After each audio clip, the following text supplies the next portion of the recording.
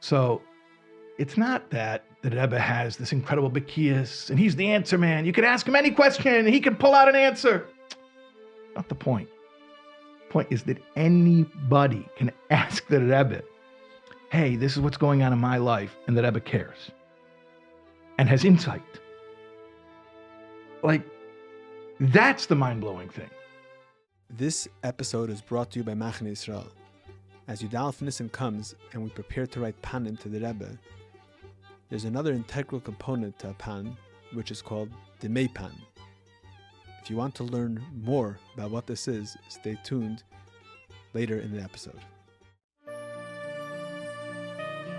I'm Yassi Kamen. Welcome to Among Chsidim by Der Herr, an ongoing Farbrengen about life as a chassid, our vibrant connection with the Rebbe, and inspired living shaped by the way he teaches us each and every day. Shalom Aleichem, Rabbi Taub, how are you? I was waiting to hear those magic words. You're famous for it. Okay, you got it. Okay, do you really we want to know how I am? Or it's a formality? The short version, yeah. Short version, okay. I'm thrilled to be here talking with you. I was wondering when my chance would come. Okay. There's so much that I've been holding back and I've been waiting for some Pearson Rishon. Exactly. Okay, so thank you so much. And we're actually sitting in your studio. Yes. But, so thank you for hosting me. This is not my podcast. This is your podcast. Okay, excellent. I'm your guest. So this is a special recording and a special podcast that we're doing that's going to be released on Yud Aleph Nissan. So that's when people are listening to this. Mm-hmm. And Yud Aleph Nissan is obviously a day when every chassid and everyone is looking to connect to the Rebbe. I think that's what we'll talk about. Okay. And I would like to begin. I know there's a You don't always talk about connecting to the Rebbe? What else do you talk about? Yeah, but now we're actually addressing it. How to do it, yeah. There's a special project that you have been involved in and working on and teaching, which is, I believe it's called 30 Letters, 30 Days. 30 Letters in 30 Days, Which is about learning the Rebbe's Igros, which is obviously, we're talking about the Rebbe, let's talk about, let's talk about that. Yeah. Okay, so first of all, 30 days, there's a concept of Shloshim Yom Lifnei Chag, right? The concept 30 days before any Yom Tov, you start to prep for the Yom Tov. So you don't just go in and expect everything's going to happen automatically. You have to put in your work. So we came up with this concept a number of years ago to prepare properly for Yud Aleph Nissan.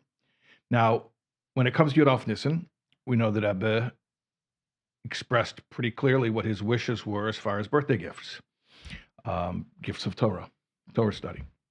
So any Torah is beautiful. You can learn a Maimer, you can learn a Masechta, but obviously learning the Rebbe's Torah itself has a special chshivas, a special importance. And then I had an agenda, which was specifically learning the Rebbe's Igros, because I felt that it was something that had been undervalued. People, of course, the whole world knows about the Rebbe's Torah. The world, thank God, today, I'm saying today. Because in the past, maybe people knew more about other aspects of the Rebbe, the Avos Yisrael, Shlichus, even Mofsim, miracles. Today, Baruch Hashem, the Rebbe's Torah is very well known. Obviously, could be even more well known, but mostly the Sichas and the Maimarim. What I felt was undervalued and underrecognized was the Igros as a form of actual learning. You get around, you talk to a lot of people. Have you found that to be the case? You told me before we started that you're going to be quiet and ask me questions. And I warned you. I said, I'm going to get you to say interesting stuff. What have you found? Do you find that people are aware that Igros is a real serious limud, something to learn? You might be. I think you're right. Generally, it's not seen that way.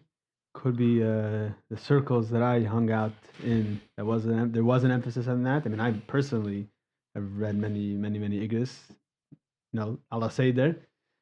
Actually, whenever I bring people to the Oil, that's what I do then. Before we go in, we want to learn something from the Rebbe. That's what I always learn a letter. I learn a letter from the Rebbe, always. Any letter, or you have certain letters you like to go to? No, anything. It's beautiful. Yeah. When I started 30 Letters in 30 Days, there were people, I mean, like unsere, like Chabad, were like, what are you going to learn? What are you going to, Shalom Abrocha in Brooklyn, New York, like, Meine Amaktove, like, what are you going to, because they're thinking of it like, unfortunately, like, a formality, kind of like, okay, like you read the letter under the chuppah, you read the letter at a bris, right? It's a nusach. Which, by the way, even those letters, it's not just a nusach. Everything there is exact and precise. But there's a special connection to the Rebbe's worldview that really, in some ways, you can only get through Igros. What I mean by that is this. In the Sichos, you see Lomdus, you see the Rebbe's depth as far as Torah scholarship. My modem is obviously more the Pnimius HaTorah, the Chassidus, the mystical concepts. And everything that Rebbe teaches always is, Hero. Torah Maloshin Hero, right? Everything is practical. But in Igros, you actually see the practical. Like you see the practical on a whole other level, because I was writing to a real person with a real situation, that I was spelling it out how it's going to look in this person's life. And it's the same Rebbe. It's the same Rebbe who says the Maimorim and the Sichos, but now you're seeing how that Rebbe spells it out and applies it to a real person's situation. And there's something really, really powerful in that. The Rebbe spoke about the Gemara, like right? It takes 40 years till you really learn what the master was talking about, and the Rebbe made several diyukim about that. But one of the diyukim is, what does it mean? He stands up, he becomes sufficient, he becomes not just repeating words that he heard, but he can pick it up and run with it. But also, in a similar vein, daitoi. It's not just the deus. It's not just, what was the Rebbe's opinion about this? What was the Rebbe's opinion about that? Daitoi means the same mind, the same worldview that arrived at this concept, you can use to understand all concepts. So if the goal of a chassid is not just to know what the Rebbe said, but to understand how did the Rebbe arrive at it? What are the values that the Rebbe is teaching us as tools to apply to understanding different situations? If it's not just about knowing the Rebbe said this, the Rebbe said that, and which is very important, and obviously having familiarity with the different subjects that the Rebbe spoke about and when the Rebbe spoke about. And one of the things Deher does beautifully, by the way, does many things beautifully. One of the things I love about Deher is charting historically the evolution of a concept. That's one of the things I love, where it'll show like how the Rebbe took a theme and developed it over years. Like I love that. But when you see it in a letter to a person about a life, a woman who's a mother with children, or a teacher who's working with youth, or like a businessman who's worried about he's not going to have food to feed his family, and someone who's going in for an operation, like real life issues. All of that approach, that tsugang, the way of looking at life, how to look at something, how to approach something, and you're seeing it in real life, that's when, for me at least, it becomes so real. And that's, to me, one of the things about Igros that makes the connection to the Rebbe through Torah. Obviously, the famous letter that Rebbe said that the Iker Hiskashrus is through Limud, right? What's Goydel Chukal Hiskashrus, right? The great yearning for Hiskashrus. First, maybe we have to back up and say, how do you get the chukka? Okay. But let's say that you do have the chukka, that you can't satiate it except by learning the Torah, right? So the Iker Hiskashrus is through Torah. But yeah, the Igros is It's a whole other level. What I Yeah. think you're saying, I understand, is that Yeah. in general, people have a dilemma in life, or they're trying to figure out what their next move should be, Yeah. something like that. So people might be in the dark, like, what would the Rebbe tell me? Right. Right. Now, if you're educated and you educate yourself through the Rebbe's Torah B'chlal, and Right. specifically through the Igros, you're able to approach many things in life, and by the way, advise others with the Rebbe's look Right. at things. And it's not one letter, it's something that you picked up over many letters that you learned. Correct. And that's something that you're talking about, that's something that you Right. can gain in the Rebbe's Torah B'chlal, and specifically through Igros, that type of clarity. Right.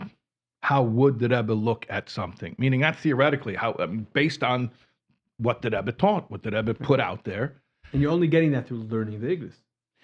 And I don't think a lot of people know also that it was the Rebbe himself who pushed. So actually, Igros. people don't know yet. I mean, people know about this, but there will be a future podcast where I interviewed Rabbi Bar 11. Oh, wow. And in that interview, he spells out and talks about specifically how the Rebbe instructed him to publish the Rebbe's Igros. It was not his idea. Right. He had never thought of doing that. He was doing the previous Rabbeim. He thought, they're printing the Kodesh Sichos. What does that have to do with his work with the Igros Kodesh? He did Igros Kodesh on the previous Rabbeim, and it came straight from the Rebbe. Right. The Rebbe sent him a stack of letters. Start with this. See if there's anything to print, and that's how the whole project began. Right. And there's also a story. I don't know if it's a true story. Apparently, the Rebbe asked if people are learning it. You familiar with I the heard story? the story. Yeah, but yeah, if they're learning the Igros, right. And I think it was the Rebbe Groner, right? Is that correct? It could also be. I heard something. Rabbi Simpson was involved. Oh, he said the story in a speech in 770. Correct. Yeah. That I told the Rebbe that in Morristown there's a say that Tiferes. Right. In Tiferes there was a say which let's just pause it here a second. Between you and me, I mean nobody's listening to this, I'm sure, right? But the fact that the Rebbe is asking, are people learning Igros? And the one report is that they're learning in one yeshiva. I mean, it's. I don't want to, say negative, but. And what did the Rebbe say? What did the Rebbe said? Remind me. If I remember correctly, the fact that the Bachram are doing it, okay, but what about the Balabatim? Right. So clearly, that was the Rebbe said right there that it wasn't enough. Correct. Yeah, but it's never too late, and we could always catch up. That's one of the things you learn from the Rebbe, that even if you messed up in the past, don't wallow in that. Just get to work and do things right in the future. So what are you doing now? So you're learning the Igros. What is this project? So we learn a letter every night, 30 letters in 30 days. Kipshute, like that's what the name is. That's what we do. How do we pick them? You know what? There was a whole big discussion when we started the first year. When I say we, Be'ikar, I mean Levi Shem Tov West Bloomfield, who was the main push. And he's someone who went through the entire Igros. I'm not saying he's the only one who's ever gone through, but he made us see him recently on the whole Igros. And we had a discussion, should we try to pick like famous letters, let's say letters to famous people, letters that bring out like a really big, what we would consider a big idea in the Rebbe's worldview? And the conclusion was no, let's not try to pick big letters. Let's just go through a year, because the letters are chronological. Pause for a second. I just want to say why they're chronological, because this also adds to what we were saying before, that the Rebbe is the one who initiated and continued pushing, urging, more halakim should come out. When Rabbi Levin, I don't know if you asked him this question or if he brought this up, but when he asked the Rebbe, how should we organize the Igros? Should we do it thematically or should we do it chronologically? Did you speak about that with him? I did. Right. So the Rebbe told him, whatever can come out faster. Correct. So he said chronological is easier to do. I guess because it's like simpler. You already have, just go in order. Thematically, you got to, I guess there's more shikol hadas, there's more organization that takes place. But at any rate, so it's all chronological. So what happens is you're getting a year, and we're going in order. So, you start in Tishrei, you go to Cheshvan, and you're going through a year. What happens is you get a slice of life. So some letters are famous. Like we already have picked out the letters we're going through. So for instance, the letter that we're going to finish off, the 30th letter, An Yud Auf Nissan. An Yud Auf Nissan, right. And we're going to do an event in the Soulward's house. Our opening event of the Soulward's house was a year ago. An Yud Auf Nissan was the 30th letter of last year's 30 letters. So Mitzvah Hashem will be doing the same thing again this year. this year, the 30th letter happens to be from the same chelik we've been going through, which is chelik good base, a letter that Rebbe wrote on Yud Aleph Nissan Tafshin Tez Zayin, which happens to be a famous letter to the president of Israel. Right, so that's famous because that's the Rebbe giving a very the unusual glimpse. Yeah, like it started to take form in my mind. But that's famous because, first of all, it's unusual that I was giving such a personal glimpse into his personal life. It's famous because it's very strong about Mashiach, and it's also emotionally very compelling. I'm going to thank Hashem for all. And it's the famous person. And it's a famous person. There's a lot about it that's famous, but that's not what we're doing. We're doing it because we're just going through that volume. But the point is, when you go through a volume and you're going through the year, and some letters are to famous people. Some letters are to people who, like we had a letter a few nights ago to Eliezer Steinman. Now, to me, I'm an American boy. That's not a famous name. But anyone who's Israeli, he's one of like the big authors of modern Hebrew. And he was a very influential person. And, so he's a famous person. And then there are letters to like just Bachrim. Like, can you imagine that? Some Bacher is struggling with keeping Seder. And he's writing to the Nasi Adar, and he's getting an answer. Like, to me, that itself is mind-blowing. I've been reading a lot of the English letters recently, which is a whole nother world. Yes. We don't really do the English letters because we're going through Igros. Right, so I happen to be doing but that. I love English letters. And you see the same recipient getting letters continuously, and they're trivial. I mean, right. What we would call trivial. Right. I mean, they're things that the guy could have asked as mashpia. Right. And the Rebbe is having a whole correspondence and guiding this guy, through yeshiva, through whatever it is, and it's just fascinating to see. The Nasi how they're doing that. And also, I want to just bring this out because I tried to bring it out on my live stream, and I don't know if I made the point that I was trying to make. I think some people misunderstood it. I think they were getting from me the opposite of what I was trying to say. Letters to women, not just to women, adult women, but girls, single girls, like a girl who's teaching. I don't know how old she was, if she was 18, 19, 20, whatever. The point is, who else in the history of the Jewish people was what? I mean, even setting aside all the Chassidish ways, like I'm just saying, G'dai Yisrael, spending time in correspondence with literally everyone, like to the point where some single girl is asking advice about her teaching job, and she's getting like lengthy answers. I'll tell you something. This is a Pearson Rishon.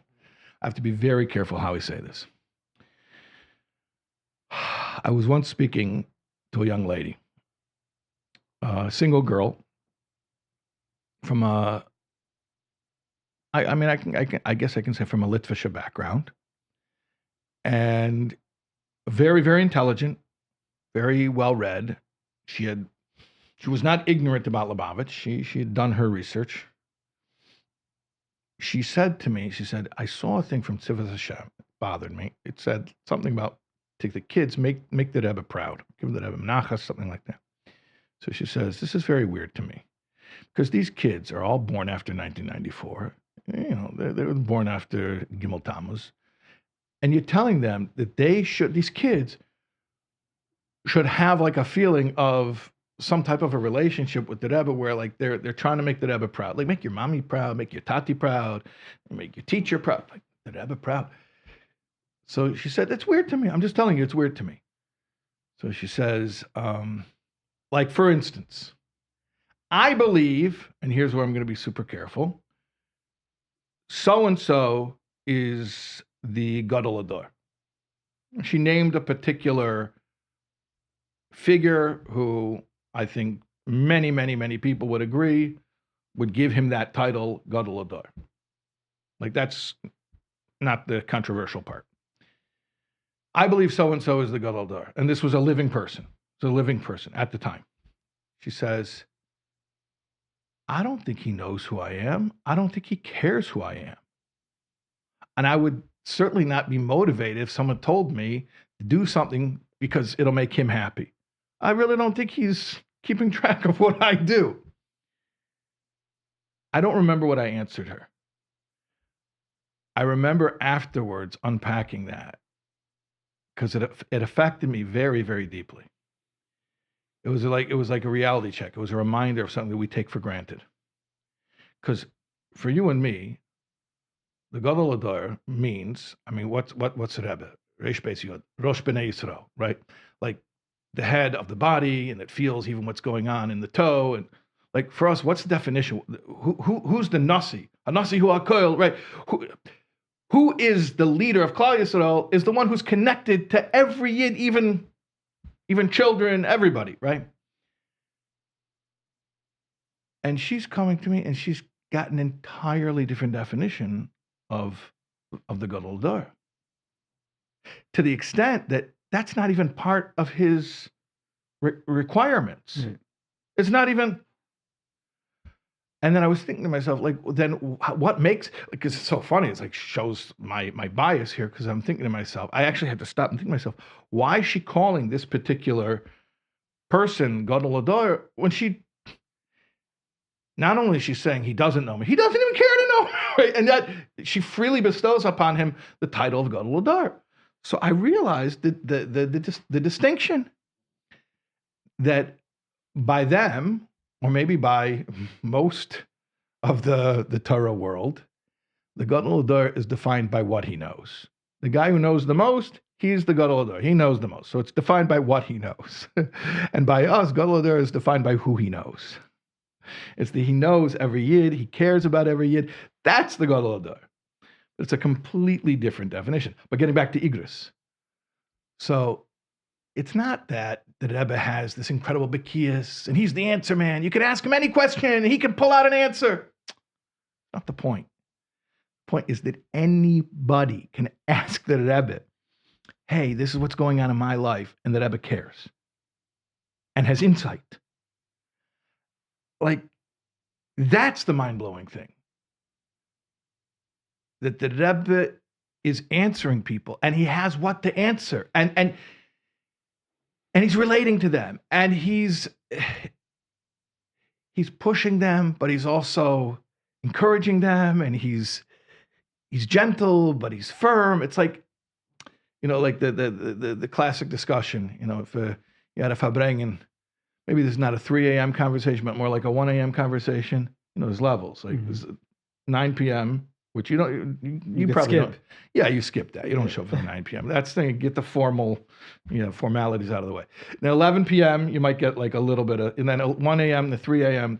Okay, so this is like a 1 a.m. discussion. Like the Rebbe, Melech or Tate, right? Avinu Malkeinu. Okay, so they're both, right? Is a chassid Eved or Ben? Like it talks about in Samach Vav. And then, obviously, like every discussion in Torah, Elu ve'elu divrei Elokim chayim, there's truth in both. But Melech means, hisnasus. He's up there on his throne and he's running the whole melucha. He's got this massive operation, the whole weight of the world on his shoulders, and that's all true, right? And there's a certain hispilus you can have just thinking about that, right? But then there's Tate, there's the Rebbe as a caring father who knows about your life, wants to hear about your life. To me, the craziest thing in the whole Igros, and it's in probably thousands of times, and every time I see it, it blows my mind, is the Rebbe is not only telling people, I'm happy to have received, right? Normally, it's pleasant for me to receive your letter, because I'm like, every time I have a new email pop up, I'm like, please, I have 20,000 unread emails. Don't. Not only is that, but the Rebbe is saying, why don't you write me more? Man Rav. Right, it's been so long. I'm thinking to myself, Rebbe, please, they might take you seriously. They're going to bother you. Like, don't ask. But the Rebbe's like, no, I want to hear from you more. That's the wild thing. I one time was at a Shava Brachas of a relative, not Lubavitch. There was a Shava Brachas in Manhattan, the Karlbach Shul. This is 25 years ago. I wasn't married. I was still a bacher, so this is 26 years ago. Remember, I took the subway. I was in 770. I took the subway from Crown Heights. I went to Manhattan, and the Shava Brachas for my cousin. So I was the only Lubavitcher there. And there was a guy, an older guy. He was older then. This was in the 90s. He was, older then. I don't know if he's still with us, but he turns to me and he says to me, "You're Lubavitcher." I was the only Lubavitcher there. So he says, "I want to tell you something. I used to have yichidus with the Rebbe quite often." He says, "I used to do business in Jamaica. And whenever, by the way, I told this story once at a Gimel Thomas Farbrengen, and the shliach there in Jamaica now, Raskin, said he was driving and he heard this, like, punked right at that moment. He said he was like going to some far-flung place and he was thinking, I don't have time for this. Yeah. And then he heard that and he was like, I got to go. Okay. So the guy's telling me, yeah, I used to have a lot of yichidus with the Rebbe because I would go to Jamaica on business. This is in the 50s. And whenever I would come back, if I would come to 770, I would say, I have reports about the Jewish community. Who's the Jewish community in Jamaica? Maybe 150, 200 Yidden who were, a lot of them intermarried, very assimilated. It wasn't like, very, I don't know how to say it in a nice way, so I just won't say it. But you can imagine the situation there. So he said he would come back from Jamaica and he would report what's going on with the Jews there. And that I would always fast track him in. And I said to him, now I look back how silly this was. I said to him, I said, "You're not a Lubavitcher, so why did you go to the Lubavitcher Rebbe to tell the Rebbe about these things?" He looks at me shocked. Then he laughs. And he says, "Who else would care?" And I stop and I'm like, "Oh my gosh, that's right. Who else would care? You're going to go to some Rosh Hashiva and be like, I need to tell you about 150 intermarried people in the Caribbean. This is what you have to tell me. We're running a shiva over here, right?" The reality check, the reminder. Yeah. It reminds me that there's the famous group of Lubavitch Chassidim that used to be Satam Chassidim. They became Lubavitch. Right. In the Mems. So I heard from I didn't hear from them. This is secondhand, but someone told me that he heard from one of them that after the whole controversy and after he became a Lubavitcher, many years later, after Gimel Tammuz, his father says, "Hey, by the way, I was in the Yichidus with the Rebbe." And he's like, "What? You never told me that after all these years?" It's like, "Yeah, what do you mean? Everyone used to go in the Yuds who who cares? Who else? Right. Who would care? Who would want to see us?" I just met someone in Stanford just told me that his father in the Yuds was with a bunch of Litvische Bachrim. They came to New York and they went to the Rebbe. And they started, his mama, she said, it's Yud Aleph, Yud Beis, and they just to speak to the Rebbe and learning. And the Rebbe took them. I just want to say that, though, that, back to the point about that person that was comparing the Rebbe, that girl. Yeah, that girl, yeah. So, first of all, there's a Hayom Yom. It talks about what's the difference between the Rosh Hashiva and the Ram. And before the Rosh Hashiva was Elend and the Ram was Elend, and now we're not alone. I think that's that concept that there's a connection between the Chassidim and the Rebbe, but also that point of that connection that the Rebbe has with the people. So there's this conversation that you speak to people that were Bachram in the Mems, and they'll tell you that there was a raid. There's a question that some people would ask. They were considered like a shvachere would ask, "Does the Rebbe know me?" Right. That was a whole dilemma. How could you even wonder? Because the Aleph was growing, and there weren't Igros like this. That stopped. There weren't letters like this. And there's a much bigger crowd, and that became a dilemma. Does the Rebbe know me? That was today we talk about how could we connect to the Rebbe after Gimel Tammuz. So then those that liked asking questions said, how can we connect to the Rebbe? But the whole question is assuming that the Rebbe has to have this personal connection with you, and that's a foreign concept to someone else. But so you're saying that even asking that question shows that that's part of your assumption, of course. What a Nasi Adeir is and what the Rebbe is. But it is interesting to me that the Rebbe, there was a shift. First of all, after Memches, the Rebbe spoke about what to do when you can't ask the Rebbe, Shvein Shel Olam, Right. that Sikha. But there's a Sikha, the Rebbe says, why is everyone looking to ask questions? So the Rebbe pushed back a little bit on that. I think in the later years, the Rebbe says that you go to the Mashpia, there's a Sikha, it's on video, you go to the Mashpia to ask what to ask. Right.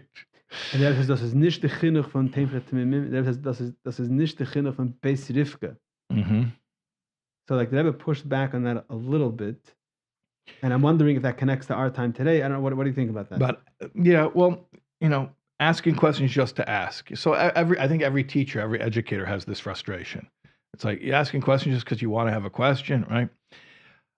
But there's something in the Igros you see fairly often. We had it twice in the past the 30 letters in 30 days that we're doing.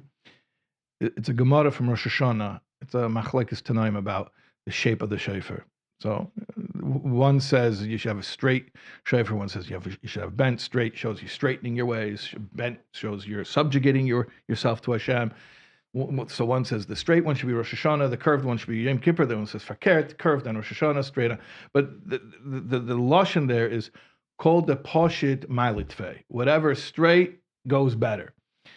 And the immediate context there is talking about the shape of a shofar, or even if you say it's not talking about literally about a shofar, I mean, it's also talking literally about a shofar, but it's speaking about in terms of avodah. You're saying what should be the approach on Rosh Hashanah or Yom Kippur. But the Rebbe generalizes it and says it's a general rule, like klal gadol b'Torah, basically, that if you're trying to figure out how to live, what to do, you're doubtful, you have questions, call the poshit ma'litvei. Whatever's simpler, just simplify it. Don't complicate it. Keep it simple. And it's not that, we're not thoughtful people. Chassidus Chabad, it's Chochmah bin Adas. It's Havana Vasaga. We're very thoughtful people. And we learn and we think, and we're mizbeinen. But that's about thinking about Hashem, to deepen our connection to Hashem. When it comes to life, don't make problems. Just look in front of you, see what you need to do, and just do it, and don't complicate it by wondering, should you be doing something different? Just do the thing in front of you. Repetition, routine. So I think that maybe that's a little bit of what that is. Like, why are you making up questions? Why are you trying to make yourself confused? Yeah. But I think it also highlights the first point that you're saying. What? To learn the Igros. The Rebbe published the Igros. I think the Rebbe wants a chassid to build a worldview based on the Rebbe. Yeah, no question. I think that's the message. That's really the message over here. Well, there's a certain assumption that Rebbe has that his chassidim have a certain amount of clarity.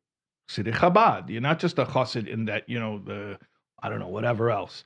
You're a chassid and you learn how to think like a chassid. There's a certain worldview. So it's not just Maimorim and Sichas, it's day-to-day life. There's a certain way of thinking. So, yeah, there will be questions. And like you say, there was that tkufa where the Rebbe started speaking about if you need guidance and a Selech Harav. That was, a big thing. But just connecting that also with Igros. You mentioned, I don't know if Rabbi Levin told you this, but he said a speech in 770 that was at the siyum of one of the halakim. I don't remember which one it was, but I believe that following that speech, the Rebbe asked to put a mavai in Chelik Yud Aleph. No, I'm not remembering. He was putting a mavai. He wrote for the earlier halakim because there was more like history that was context, like historical context. Then after you start getting to the first few years of the Nesias, like he didn't feel there was new historical context to give, so he stopped writing the mavai, the intro. And then he gave this certain speech in 770, and the Rebbe told him you should write the mavai again.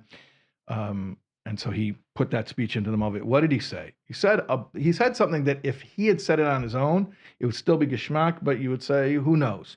But the fact that this became the mavai of a chelik of Igros, now it has like canonical verification, validation. He said a word like this, that just like, okay, so first of all, Selech Harav, the Rebbe said you should have a mashpia, but also in conjunction with that, the Rebbe is putting out the Igros. Why? Because just like the Alter Rebbe wrote Tanya, and he writes, Rabbi Levin told you this? He didn't say it, but it's printed in his book. Okay. This whole So thing. just like the Alter Rebbe had a Tanya, and he writes in Hagdamas Malakit the purpose of the Tanya. You don't have to wonder why he wrote the book. He tells you why he wrote it. He says that these are the conversations that I've had with people in Yechidus. It's not shaykh that I should have everyone come to me one-on-one. He says, first of all, people forget what I told them. So, I'm telling them multiple times. But now we're going to record it. And if you're not able to figure out where to find your answer, every answer is in here. If you don't know, you ask your local mashpia. He's going to help you to find it. So Rabbi Levin said, just like the Alter Rebbe had Tanya, the Rebbe has the Igros.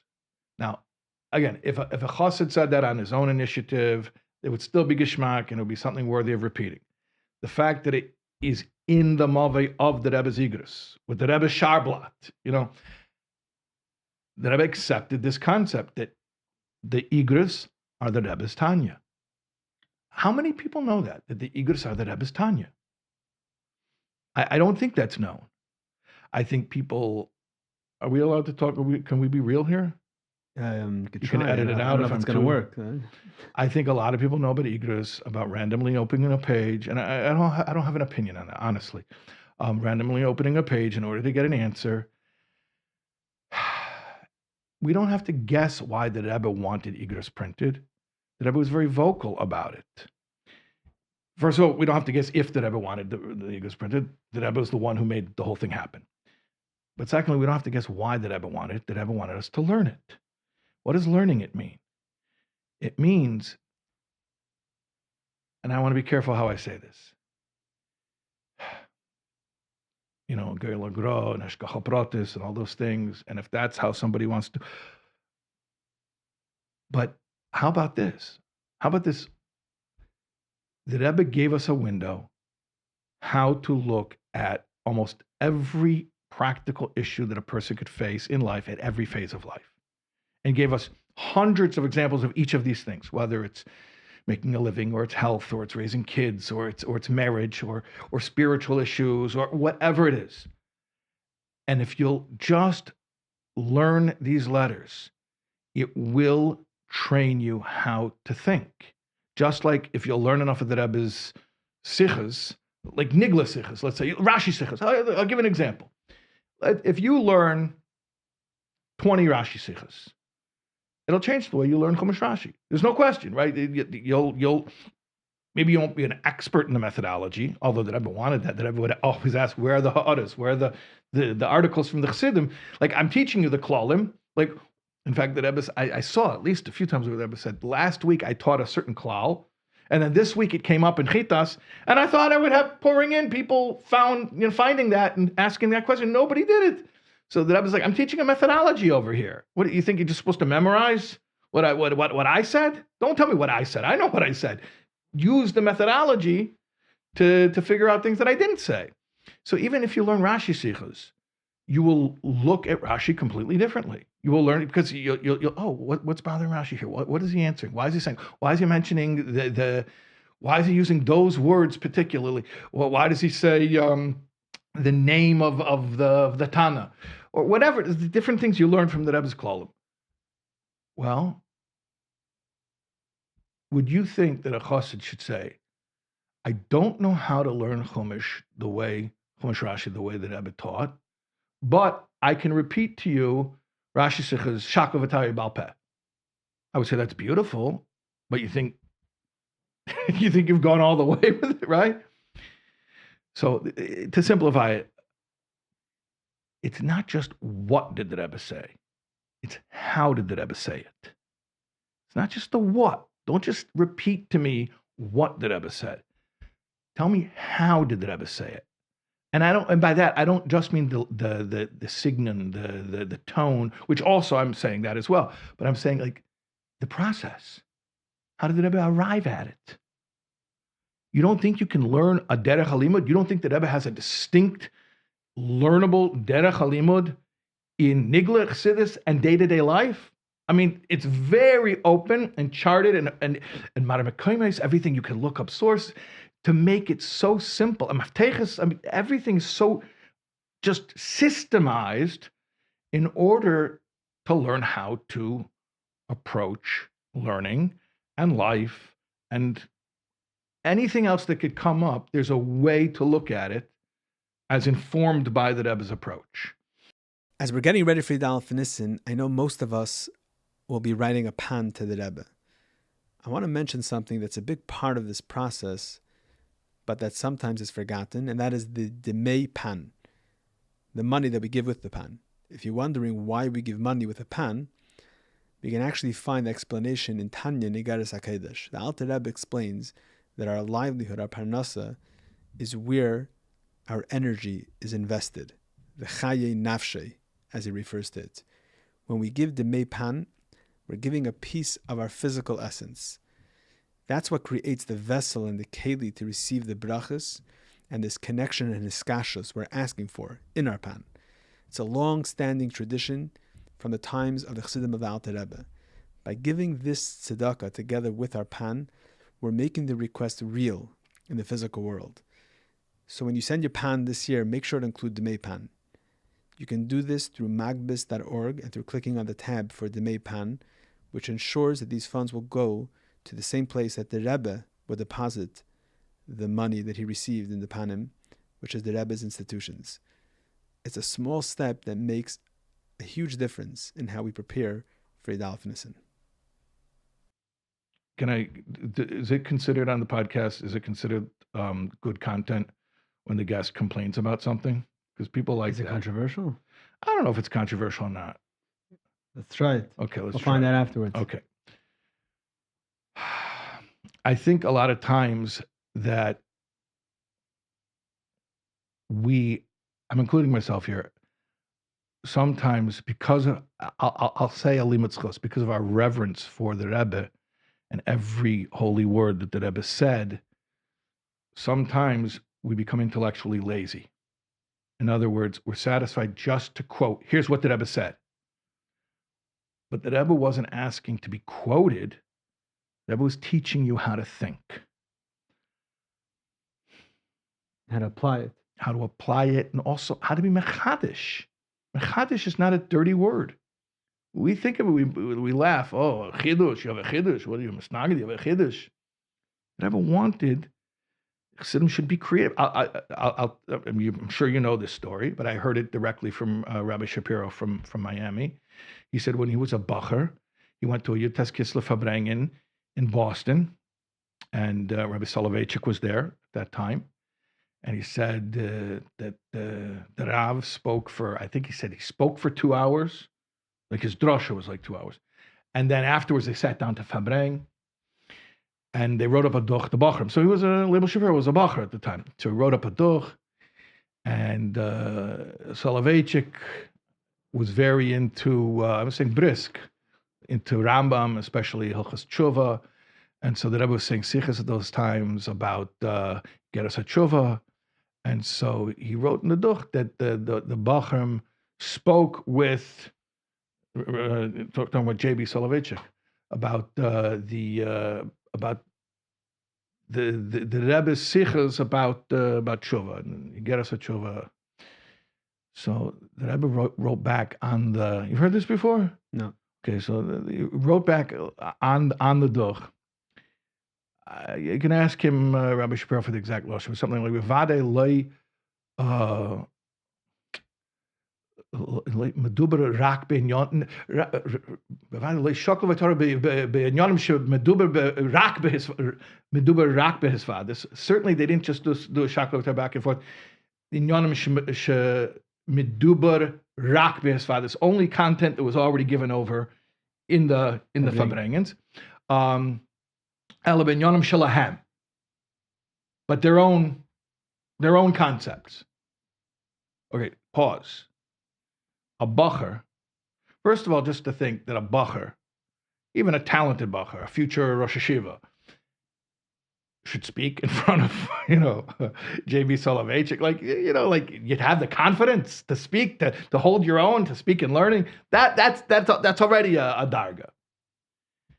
But the Rebbe is saying, I hope you didn't just chazer my sichas. I hope you said your own ideas. I think recently I spoke a few minutes, and someone came over to me and said, "It's a very good. It was amazing. You sound exactly what like Chabad. Like it was perfect." I told him, "Yeah, that's because I didn't make it up." Okay. I was repeating something that I listened to in a Okay. Farbrengen. Okay, that's safe. You're saying that's not. No, it's the Kavanah. good. It's good. That's the beginning. There's this concept. I think I mentioned it in one of the podcasts that Chassidim, I think it was a thing from previous generations. They would say "Mizalkenin dem Rebbe akurat." There's like idea, there's like a longing or like a strive that a chassid is supposed to have to know the Rebbe, accurately. Yeah. I think what it means is first of all have the knowledge, but like you're saying, to know how to apply it to every scenario and how to maneuver that, how that applies to the particular situation with you're dealing with, which cannot always be quoted.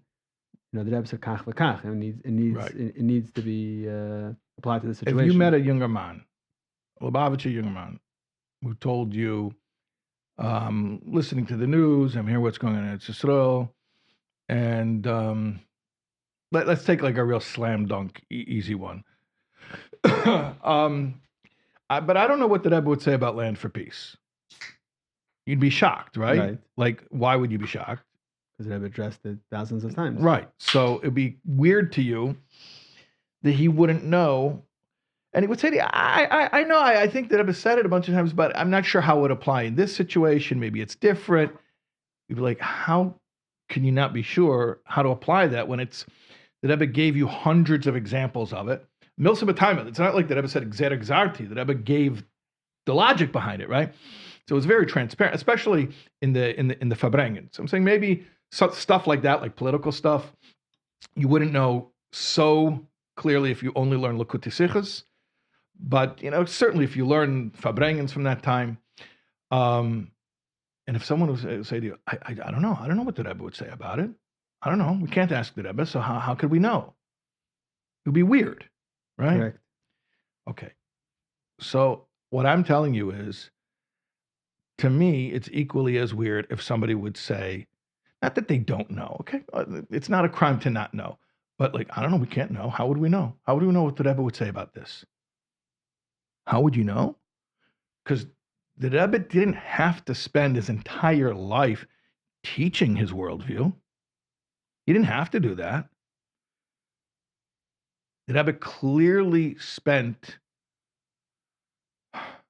not just time, but like energy to make it very transparent how we look at things, whether it's Land for Peace or whether it's chinuch or shalom bayis or the role of women or how to learn Rashi. Like, don't tell me I don't know.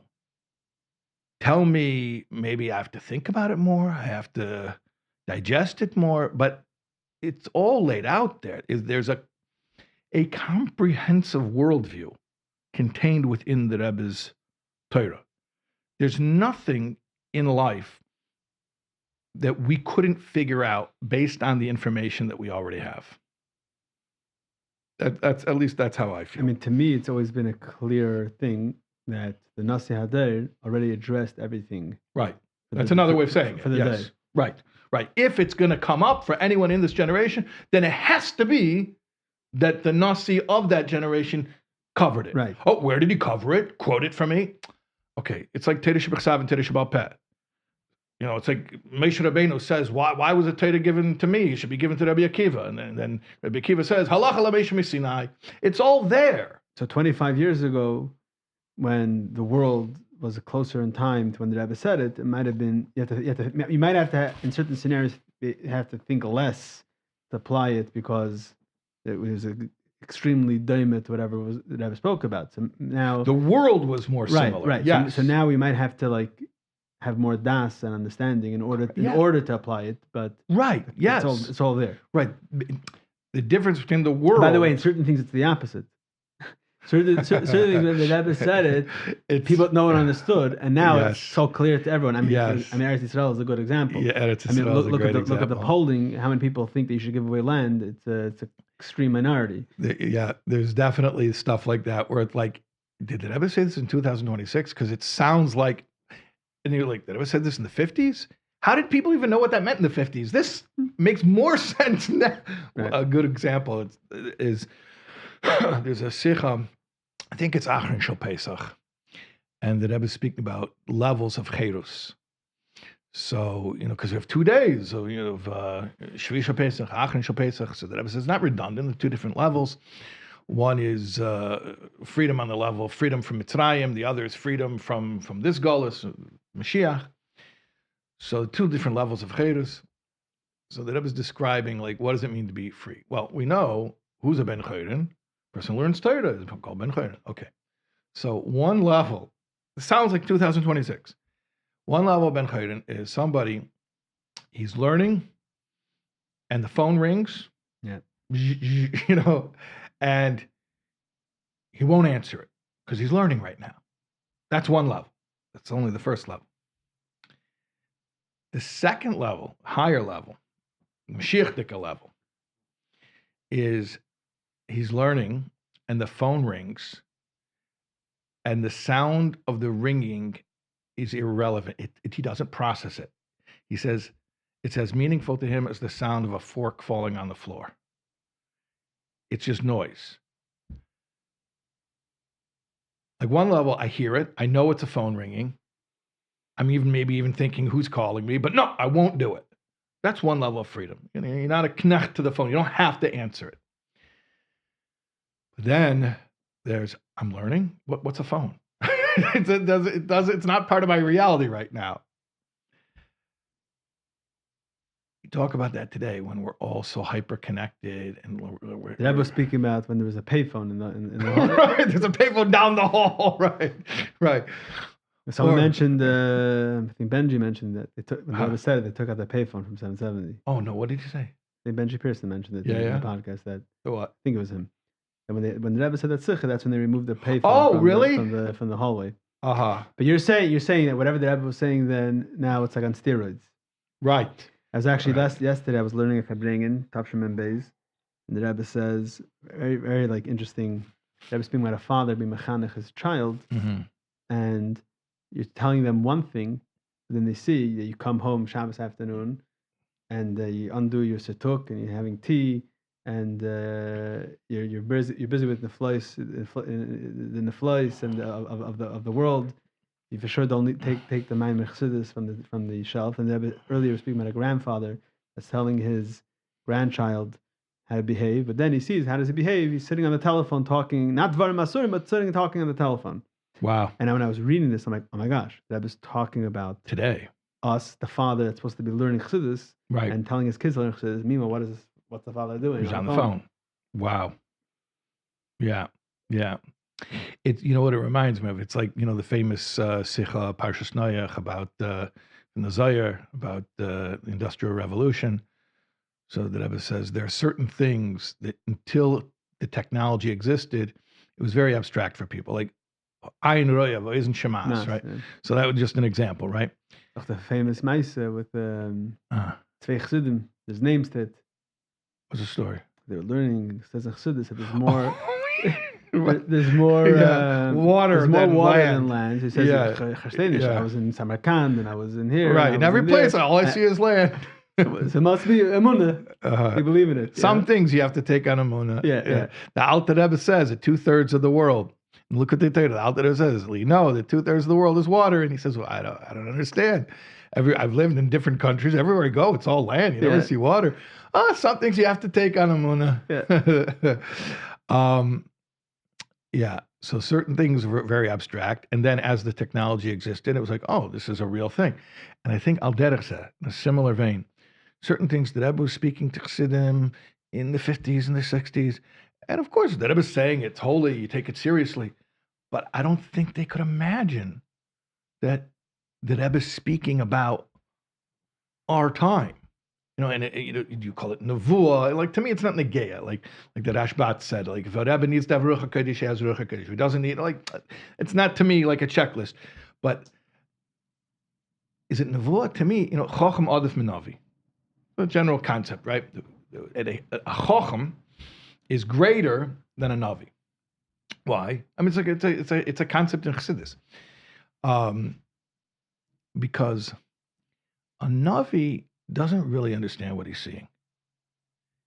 I mean, that's his mila too. He's a conduit. He's just telling you, he's reporting. He's a faithful reporter. But he doesn't understand it. He doesn't need to understand it. Chacham understands it. So that's why the Chacham is greater than the Navi. So in the Rebbe's Torah, it's like you start seeing how the reality that the Rebbe is speaking to, it doesn't become less relevant. It doesn't become, oh, it's dated, that was for then. It's more prescient. It's more ahead of its time, even if it were Nevuah. I mean, the Rebbe said the Frierdiker Rebbe is a Navi, Shoiftim, right? The famous sikh about the Navi Shebedreinu. So, but that, to me, that's not, I don't get impressed with Nevuah because I don't really relate to it. But I don't know if I ever had Nevuah. But I know that I've understood a concept before, maybe on a very low level. I mean, I'm not such a genius, but I've learned a concept. I've understood a concept. So then, that impresses me. That excites me, that you can have someone teaching a chachma that doesn't become less applicable as the time goes on, but it becomes more obviously applicable as the time goes on. That's wild. And it's exciting. It's inspiring. Like, if you want a clear understanding of life, just learn the Rebbe's Torah. Just go learn what the Rebbe is saying about life, and you will have a better understanding of your life.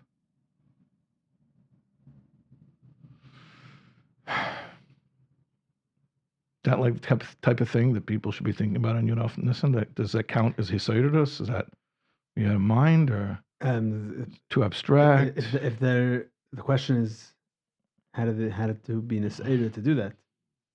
Oh, we said Goyla Chukka. How do you get to Chukka? Yeah. Yeah.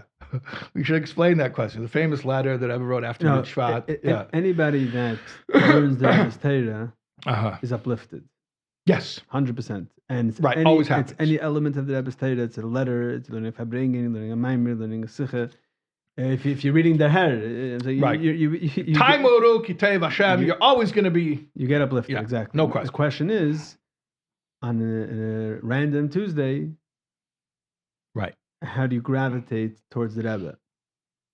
If you're involved in Havli Ha'ilam and you're busy and you're raising a family and... So I have an answer. It may be grub, but it's an answer. And, some of us are grub, so maybe a grub answer. Never met anyone. You never met such guys? Because you do. Not on this podcast, because you have all the limitations. Yeah. There's Kuntres in Yonish Teres Chassidus, right? So the Rebbe there speaks about that the Gemara says that Hashem says, Barasi Yitzhahara, I created a Yitzhahara.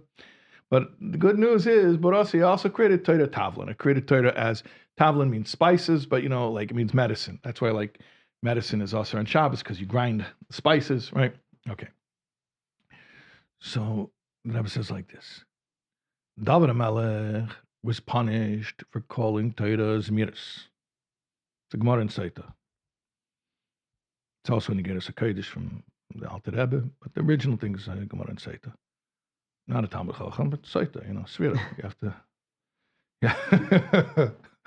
Okay. Yeah. I don't remember which daf, but whatever. It's somewhere there. One of the 49 pages. At any rate, so David HaMelech was punished that he called Torah Zmiris. Zmiris means, I mean songs, but it means like it's a pleasant, uplifting distraction. You know, like somebody is like sad and they put on some music and it makes them feel better. So it's, David HaMelech said with all of his, you know, he had problems. I know we're Lubavitchers who don't learn Nach because that's for the Maskilim learn It's not only Nach. relegated to Lubavitch. So, The whole frum world, yeah, because to show the Maskilim, by Maskilim I don't mean like Maskil and Ovid, I mean like the Haskalah movement, right? We have to show them that we don't, you know, they didn't win, so we don't learn Nach. But there was this person named David HaMelech. the Rabbi Tanya that Chassidim would do it. When Yeah, they how do they do that? So I saw someone at 770 with a broken arm. Okay. He's struggling to wrap his tefillin. Okay. I asked him, "Do you want me to help you, or are you finishing nach? It's so hard for you to do it." So, David HaMelech had a lot of problems in life, and he took refuge in Torah. He found it soothing. That when he had, you know, Josh Gordon, Oliver Shalom, when he was doing the Rambam Shirim for Chabad.org, I was in touch with him regularly. And by the way, Kova Josh, I just want to say I made a bracha earlier. Yeah. Every time I drink in the podcast, and I don't say that because I drank earlier, I think that, you know, I should look into why he always does that. I know why he does it. Because somebody told him that he should say it, so no one should be choshed that he didn't make a bracha earlier. I'm saying and I know who told him to say it. Oh, okay. Okay. At any rate, I made a bracha earlier. Fine. It's not mashka. So Josh told me, and he was very private about his health issues. So I don't know to what extent he knew about his health issues at that time. But he certainly had a lot of responsibilities. Fundraising, ran a huge operation. I mean, he had a lot of responsibilities. And so he was teaching Perek Echad. He was teaching, you know, one chapter a day of Rambam. And he would teach it right after Shachris. So when would he prepare it? He would get up at like 4:30 or 5. He would learn the chapter of Rambam. And then he would go to Shachris, and then after Shachris, he would teach it. So he told me that this is my Rambam therapy. That's what he called it, Rambam therapy. That when life is stressful and I have all this stuff going on, I'll learn my Rambam at 5 a.m, all by myself, and I just go into the Rambam. That's my Rambam therapy. Yeah. So David HaMelech says that Torah is soothing, it's his escape, it's his refuge, and he was punished for it. He forgot that the Aron is supposed to be carried on shoulders. He put it on a cart, the whole thing. Okay. Now, Alter Rebbe explains why Dafka that was doesn't matter. I mean, not negate to this. It does matter, but not negate to this. What's negated to this is the Rebbe's question. That if David HaMelech was punished for even saying that Torah was soothing, that it was an escape from his worldly troubles, how does the Gemara come and say, you know what Torah is? It's a remedy to worldly problems, and not just regular stam klipas noiga, yetzer hara, like the worst of the worst. That's what you're reducing Torah. You're taking Torah and you're reducing it to a solution for your sick problems, for your struggles with your sick yetzer hara, and that's what you're turning Torah into. People have this complaint a lot about the way sometimes people learn Chassidus today. They say, why can't you just learn about Seder Shtauslas and that itself, the haflaw of it, you just get away from your sick life for a while and just be moved by the grandeur of it. Why does everything have to be applied to your personal struggles and your doubts and your problems? Okay, so at any rate, the Rebbe says, what kind of a compliment is this to Torah to call it Torah Tavlin, that this is the remedy for the yetzer hara? And the conclusion is that, you know, the theme of Kuntres Inyana is etzem. What's etzem? Etzem means something that's indivisible, something that just is what it is, from the highest level to the lowest level, and it's unchanging. That's what it is, essence. So the Rebbe says like this: where do you see the essence of Torah? The dafka on the lowest levels. That if something can be translated even to not just this world, but the lowest parts of living in this world, meaning having a yetzer hara, that shows how Torah is atzmos, that it's relevant on the highest levels and it's relevant on the lowest levels. Okay. So, backtracking. We're discussing, right before we got into this. Discussing how to get into. Okay. So I told you I have a way of doing that's grub. But some of us, that's our language. By the way, you mentioned earlier about English letters of the Rebbe. My Nefesh Bama speaks English. So if I want to learn Nefesh Elokis, Nefesh Sichlis, that's Igros. But if I want to speak my Nefesh Bamas, definitely English letters. Because that's when my Nefesh Bamas comes and bothers me, it speaks to me in English. No question. So that's like how you fight fire with fire. But here's the deal. We all have problems. Everyone has problems. How do I know everyone has problems? Well, first of all, because in my personal life as Shais Taub, everyone decides to write me with their problems because I write this Ami column, which I've said hundreds of times is a poor imitation of Igros Kodesh. There's a famous clip that our friend Ben Shimon sent around where I said at his Chaf Av event, a one-liner, my Ami column was a poor imitation of Igros Kodesh. And he took that clip and he sent it around.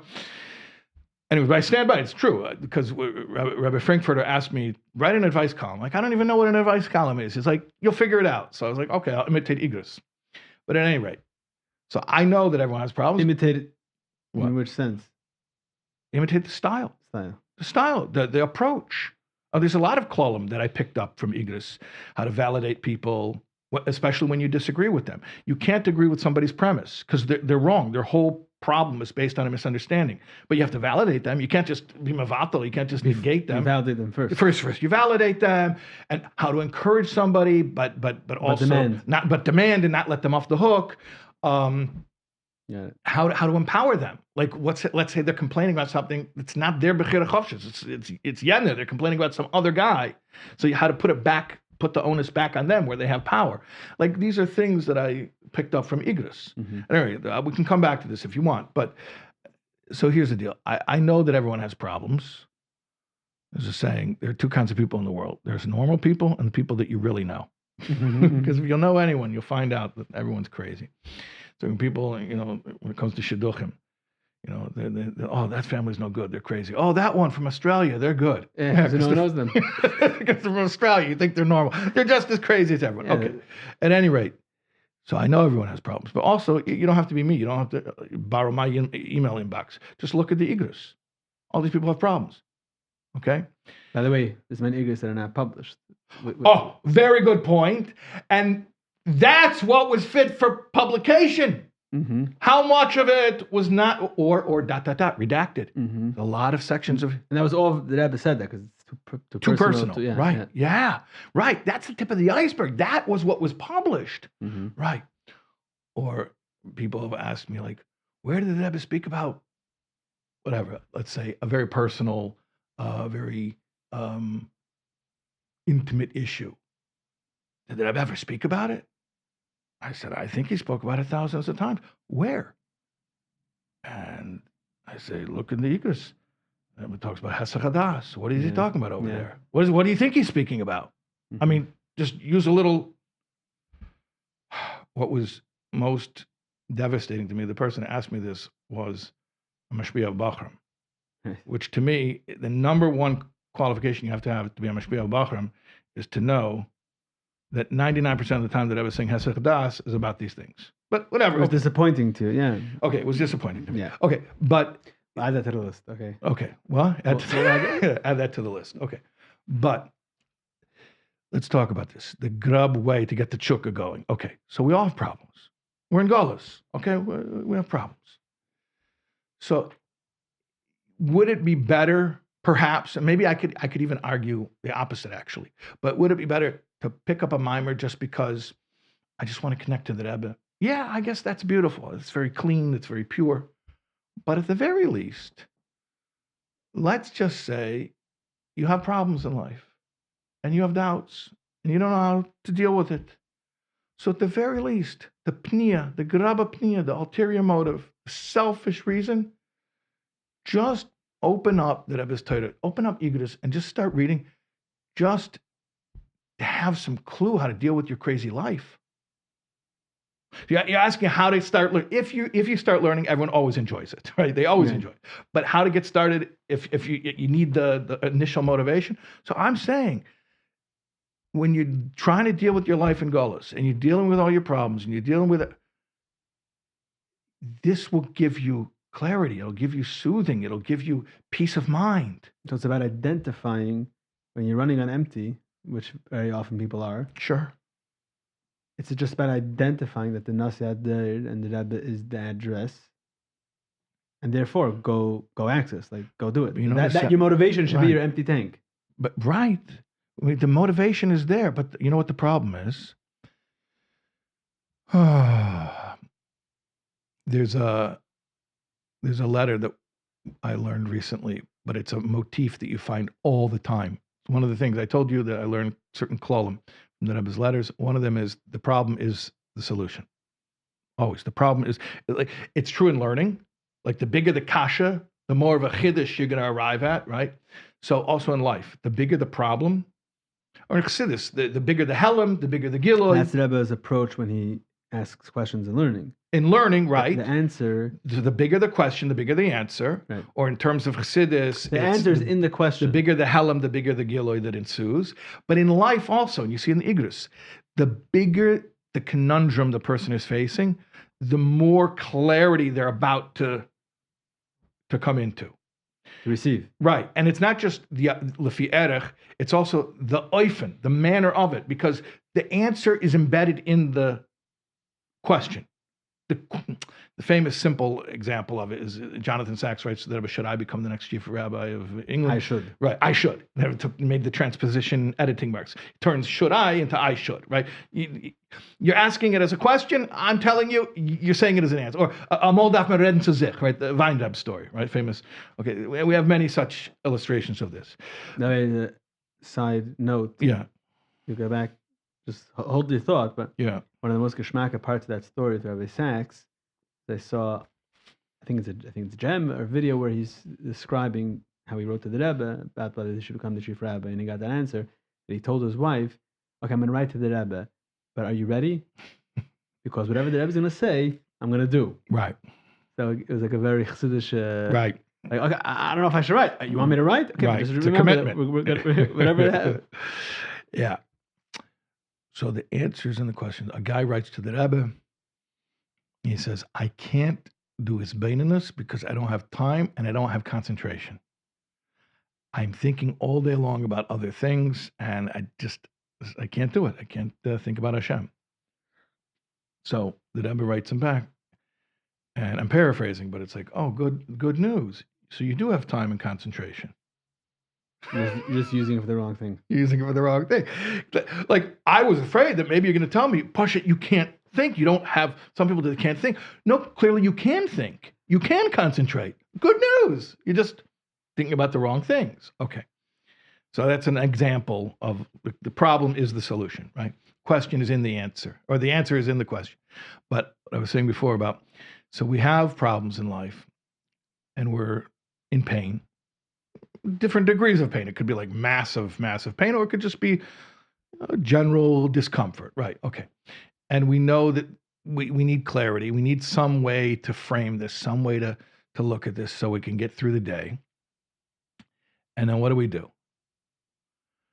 And I'll include myself. I'm not perfect here. Look for answers in other sources. And that to me is the tragedy, because it's just satisfying enough that it delays the need to search further. It feels like those other sources. What? Those other sources. Yeah. So, podcasts and books and whatever other sources. Some are Klippus Noiga and some are, lower. But the point is that someone sent me I believe I mentioned this also somewhere in another podcast, but the Elam will have to forgive me if I'm repeating myself. Okay. But someone sent me a meme that is a new discovery that if you help others, it actually helps with your happiness. Okay. Right. And I was like, "Good morning." Like, welcome to, what does the Rebbe say to anybody that's writing about they didn't want a tikkun and they want this, go be involved in the youth and help. Like, Right. and it's like, okay, so that's what you're saying. You're delaying some of the, but you're gonna have to go further, and you're gonna get the real source anyways. By the way, this is a story, mamish, a story that Rebbe told. The Rebbe told a story that the Rebbe Rashab says that it was at a Suda, so it's Yom Tov, I think it was, and there was someone there at the Suda, I think from Beis Harav, and this person was listening to podcasts. Or I guess in the 1890s didn't have podcasts. It must have been a book. I don't know. Bicher, yeah. That was the clip. So that was the podcast of the day. That was the podcast. So the guy says, "Hey, I had him a spirit of Pinya Korf. He used to still talk about Bicher." Bicher, yeah. So he says that the professors found out that when you look up, it helps you remember. And when you look down, it's a story in Likkutei Sichos. And when you look down, it helps you to concentrate because there's a vein in the brain and it brings blood to different parts of the brain that do different functions. And the guy, he said he was all excited about it, thought it was very interesting. And afterwards, the Rebbe Rashab went and got a mimer of the Mittler Rebbe. And he showed him. Didn't say that a stalshlis, the mayach hazikarin is lamaila from the mayach of oimik, and then that's why sariach selaka, and a person that the person is also made that way, and when he wants to remember, he looks up. When he wants to concentrate, he looks down. So the Rebbe tells this story as an illustration that everything's in the Torah. And this guy, Nebuch, he had to get excited that he heard it on a podcast or he read it in a book or whatever it is. It's in Chassidus. Okay. So going back to what I was saying about Graba Pnius. So I have that. Do you want to get controversial? Yeah. Oh, yeah. Among Chassidim is brought to you by Chassidische Der Herr. We live in a chaotic world. A world where for us Chassidim is a seinu, lei ra'inu. We do not have the ability to hear and see the Rebbe on a daily basis. Yet we know that the Rebbe is very much with us, and the Chassidus Chabad is alive and thriving more than ever before. One needs to only tap into it. Chassidische Der Herr provides you and your family with the tools necessary to tap into all of this. Whether it's the monthly magazine, the way it all began, whether it's Der Herr books, Der Herr online content, and so much more. Men, women, and children throughout the world benefit and use these tools on a daily basis. Whether it's children enjoying the children's magazine that comes along with the regular Der Herr, or enjoying the children's podcast. Whether it's Bachrim in yeshivas receiving the Der Herr, whether it's girls in high schools enjoying Der Herr club in their local high school. People all over the world and from all walks of life enjoy and utilize these tools and take advantage of it. If you're not already subscribed to the Herr Monthly Magazine, do so today at derher.org. That's derher.org. Der Herr is a dynamic organization which is committed to continue providing these tools, grow on a constant basis, and do all that we can to help this effort. Baruch Hashem, it takes a lot of resources and finances to make this all happen. You can be part of Der Herr through your financial support as well, through visiting our website derher.org, or through contacting us to setting up a meeting. Thank you very much. Enjoy the rest of the podcast. So recently, we published something from the Rebbe, and it was about depression, and the Rebbe gave a very clear answer that's from the Yetzer Hara and Haytachin. How does it come to a chassid? Who has time for this? Okay. And I got pushback. It's out of context, and there's other letters, and it's a serious thing. Okay. So, I'm open to criticism, no problem. But I just quoted the Rebbe. So I don't know what. Right. but not I, whatever the hair. The magazine, yes. It was actually like a WhatsApp that we sent out. Uh-huh. Um, I remember that project. no, this is recently. Oh, it was That was a recent. different project. You did another project. It wasn't a project. It happened Okay. to be. We have selections that we sent out. So that was one Uh-huh. day. I was thinking to myself, okay, the other nish. I mean, maybe the Rebbe is right. Like, has anyone ever thought of it? Right. By the way, in my own lifetime, I've seen like there's been a shift. Like people have gone that way, and now people are like slowly. I don't know if I'm being clear. I mean, intentionally being a little vague over here. I understand that you're being careful, and the nature of trends is that they trend, and that the understanding of things shifts and changes and evolves, and there's pendulum swings, and they go to one extreme and to another extreme. And what is considered conventional wisdom, I mean, I'm not even that old, but in my lifetime, I've seen not even pendulum swing, I'm back and forth and back and forth. I'm younger than you, and you've seen it swing in my adult life. Right. I've seen swinging back and forth. Yeah. So maybe the Rebbe knows what he's talking about. Or at the very least, could you admit that the Rebbe knew what he was talking about to that guy? Right. And that there's some value in hearing what the Rebbe told this person. Doesn't mean that you have to do exactly what it says there. See, where does that come from? That comes from that very shallow approach I was describing before when I said people who only think about what the Rebbe said, not how the Rebbe said it. Right, then the Rebbe wrote Person that one answer, the answers to one person. Right, the Rebbe will give two opposite answers to two different people.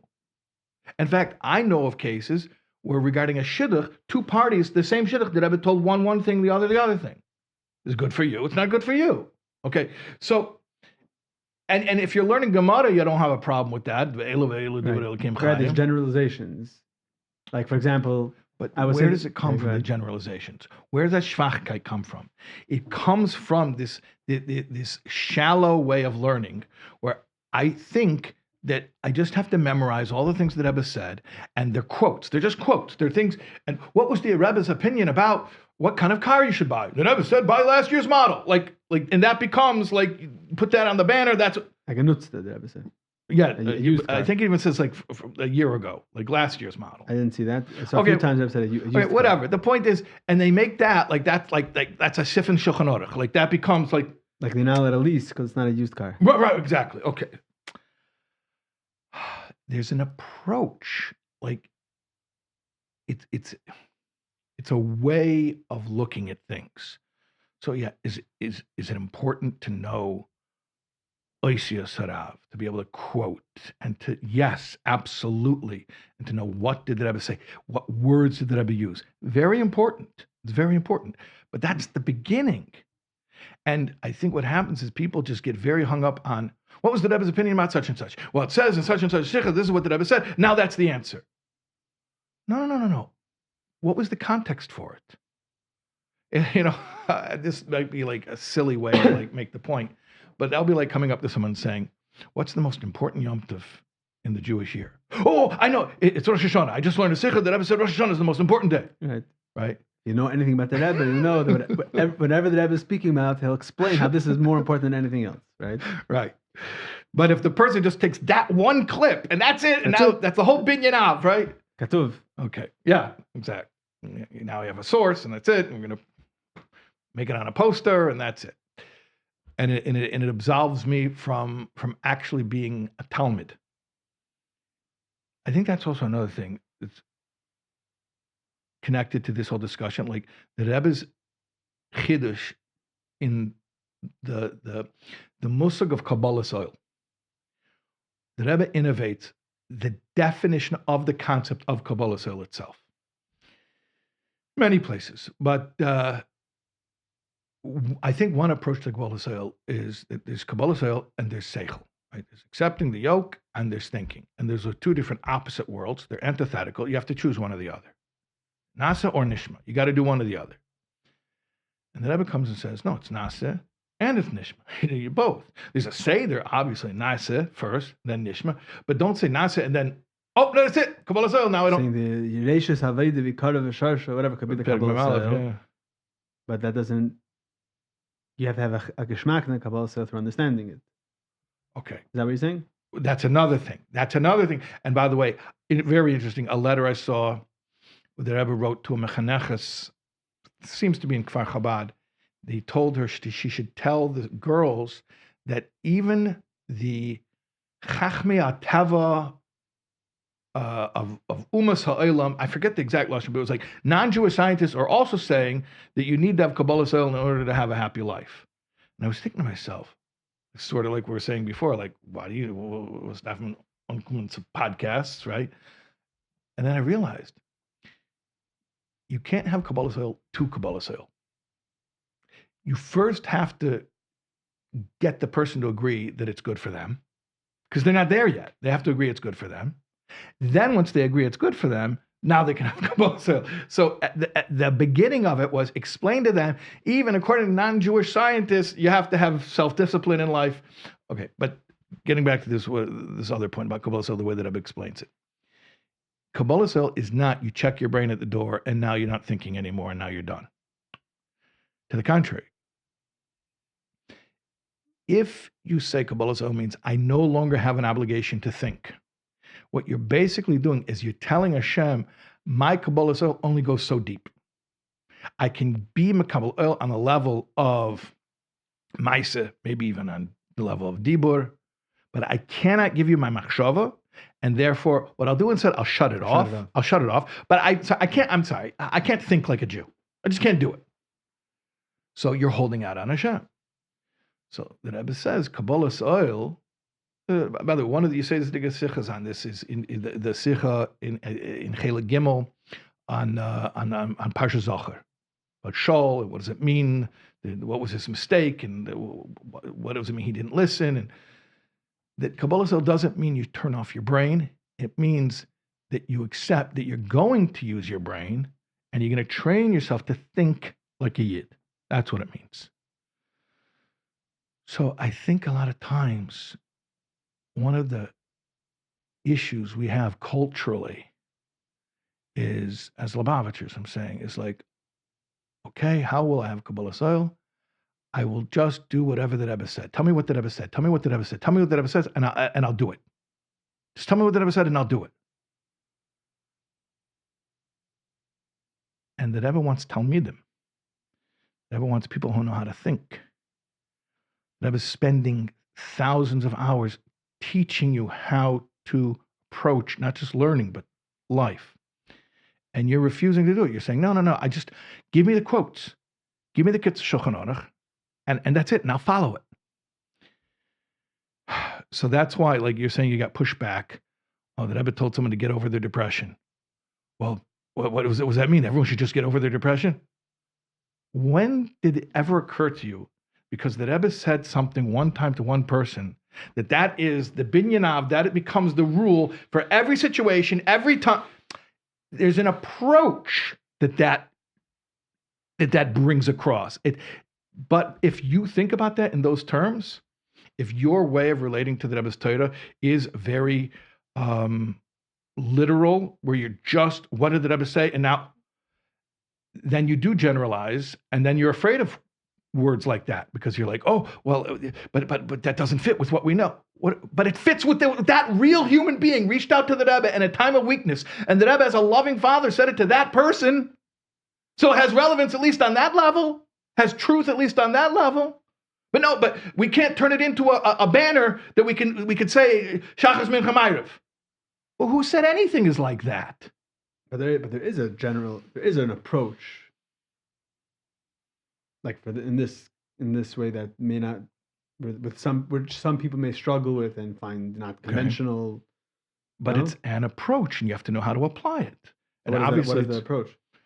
Well, generally, the Rebbe is very into minimizing people's problems, not invalidating it, not dismissing. Saying being dismissive is that's not. Grow up. Grow up, right.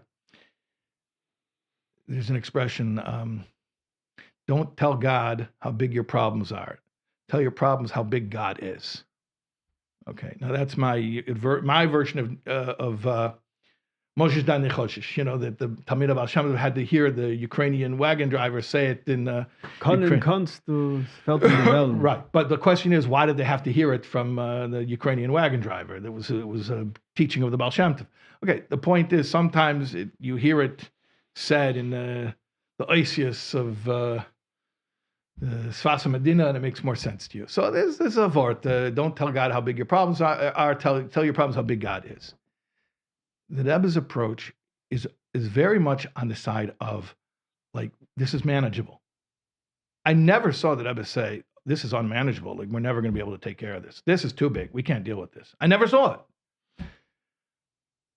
So that's very different than dismissive. Dismissive is, I don't even want to hear about it. Or it doesn't exist. Or it doesn't exist. It's not real.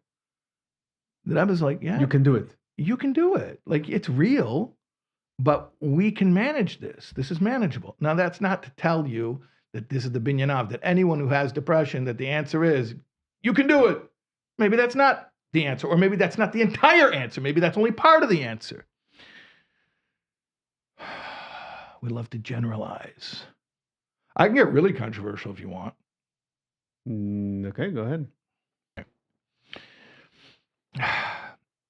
So the other day, we're learning a letter, 30 letters in 30 days. And I noticed that it was the date of the letter was Yud Aleph Shvat. Not Tavshin Yud Aleph, but it was all, we're learning Chelik Yud Beis, so all the letters are from Tavshin Tes Zayin. But it was Yud Aleph Shvat. So I mentioned Yud Aleph Shvat is the first day of Kabbalas Ol. And now it happened to be the day we were learning that letter was Beis Nissan, which Beis Nissan is the Hilula of the Rebbe Rashab. It's also Kabbalas Ol of the Haskalas and of the Frierdiker Rebbe. Not like with the Rebbe where there's a whole period in between. Like the day of the Hilula was the day of Haskalas and Asiyas.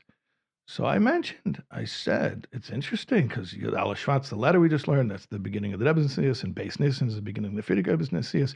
Of course, on the Yom HaTorah, which I said that term because that's the language that Rebbe used, is the beginning, the coronation of the Frierdiker Rebbe, and so you should say Yechia Melech to give life to the Nasi. So Yechia Melech, it gives life to the Nasi. Beis Nissan Tavshin Memches, yeah. So someone made a clip of it. They got all excited. Oh, the end of the Igros Shir, Shais said Yechia Melech. So I was in Crown Heights for Shabbos. So a lot of people were coming over commenting on, oh, yeah, he said Yechia Melech. Yeah, I did. That is correct. Beis Nissan is the time to say Yechia Melech. I'm not telling you can't say it any other time. What I'm saying is the context of Yechia Melech is Beis Nissan. Now, maybe if you want to generalize, you could say, for us, it's Yud Aleph Shvat. And maybe Yud Aleph Shvat, I'll say Yechia Melech. It'll be an appropriate thing to say because that's the Kabbalas Ol, the Hachtorah, however you want to say it. But my point is, I think people get really, really hung up on, well, this is the word, these are the words, this is the quote, okay? And now, if it's good, let's just do it all the time. Like if the Rebbe said that Rosh Hashanah is the most important Yom Tov, that's it. Oh, but he said Sukkot is the most important Yom Tov. He said Shavuos is the most important. Everything is context. There's a context for saying Yechia Melech. There's a context for every holy word that Rebbe said has an eternal context. Eternal doesn't mean that you should say that all the time. It means there will always be situations in which it is the most appropriate thing to say. Is that too nuanced? Is that like too, I don't know what you wrote. Should we say it or not?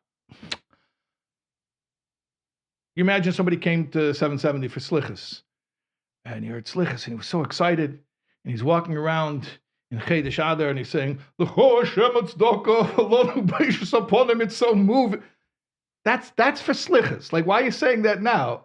Like, everything has context. So going back to your famous thing. Yeah, and people used to mock that. I remember clearly people mocking wegen was meret, wo meret. People used to mock that he's not committing. He can't. It's not that he's not committing.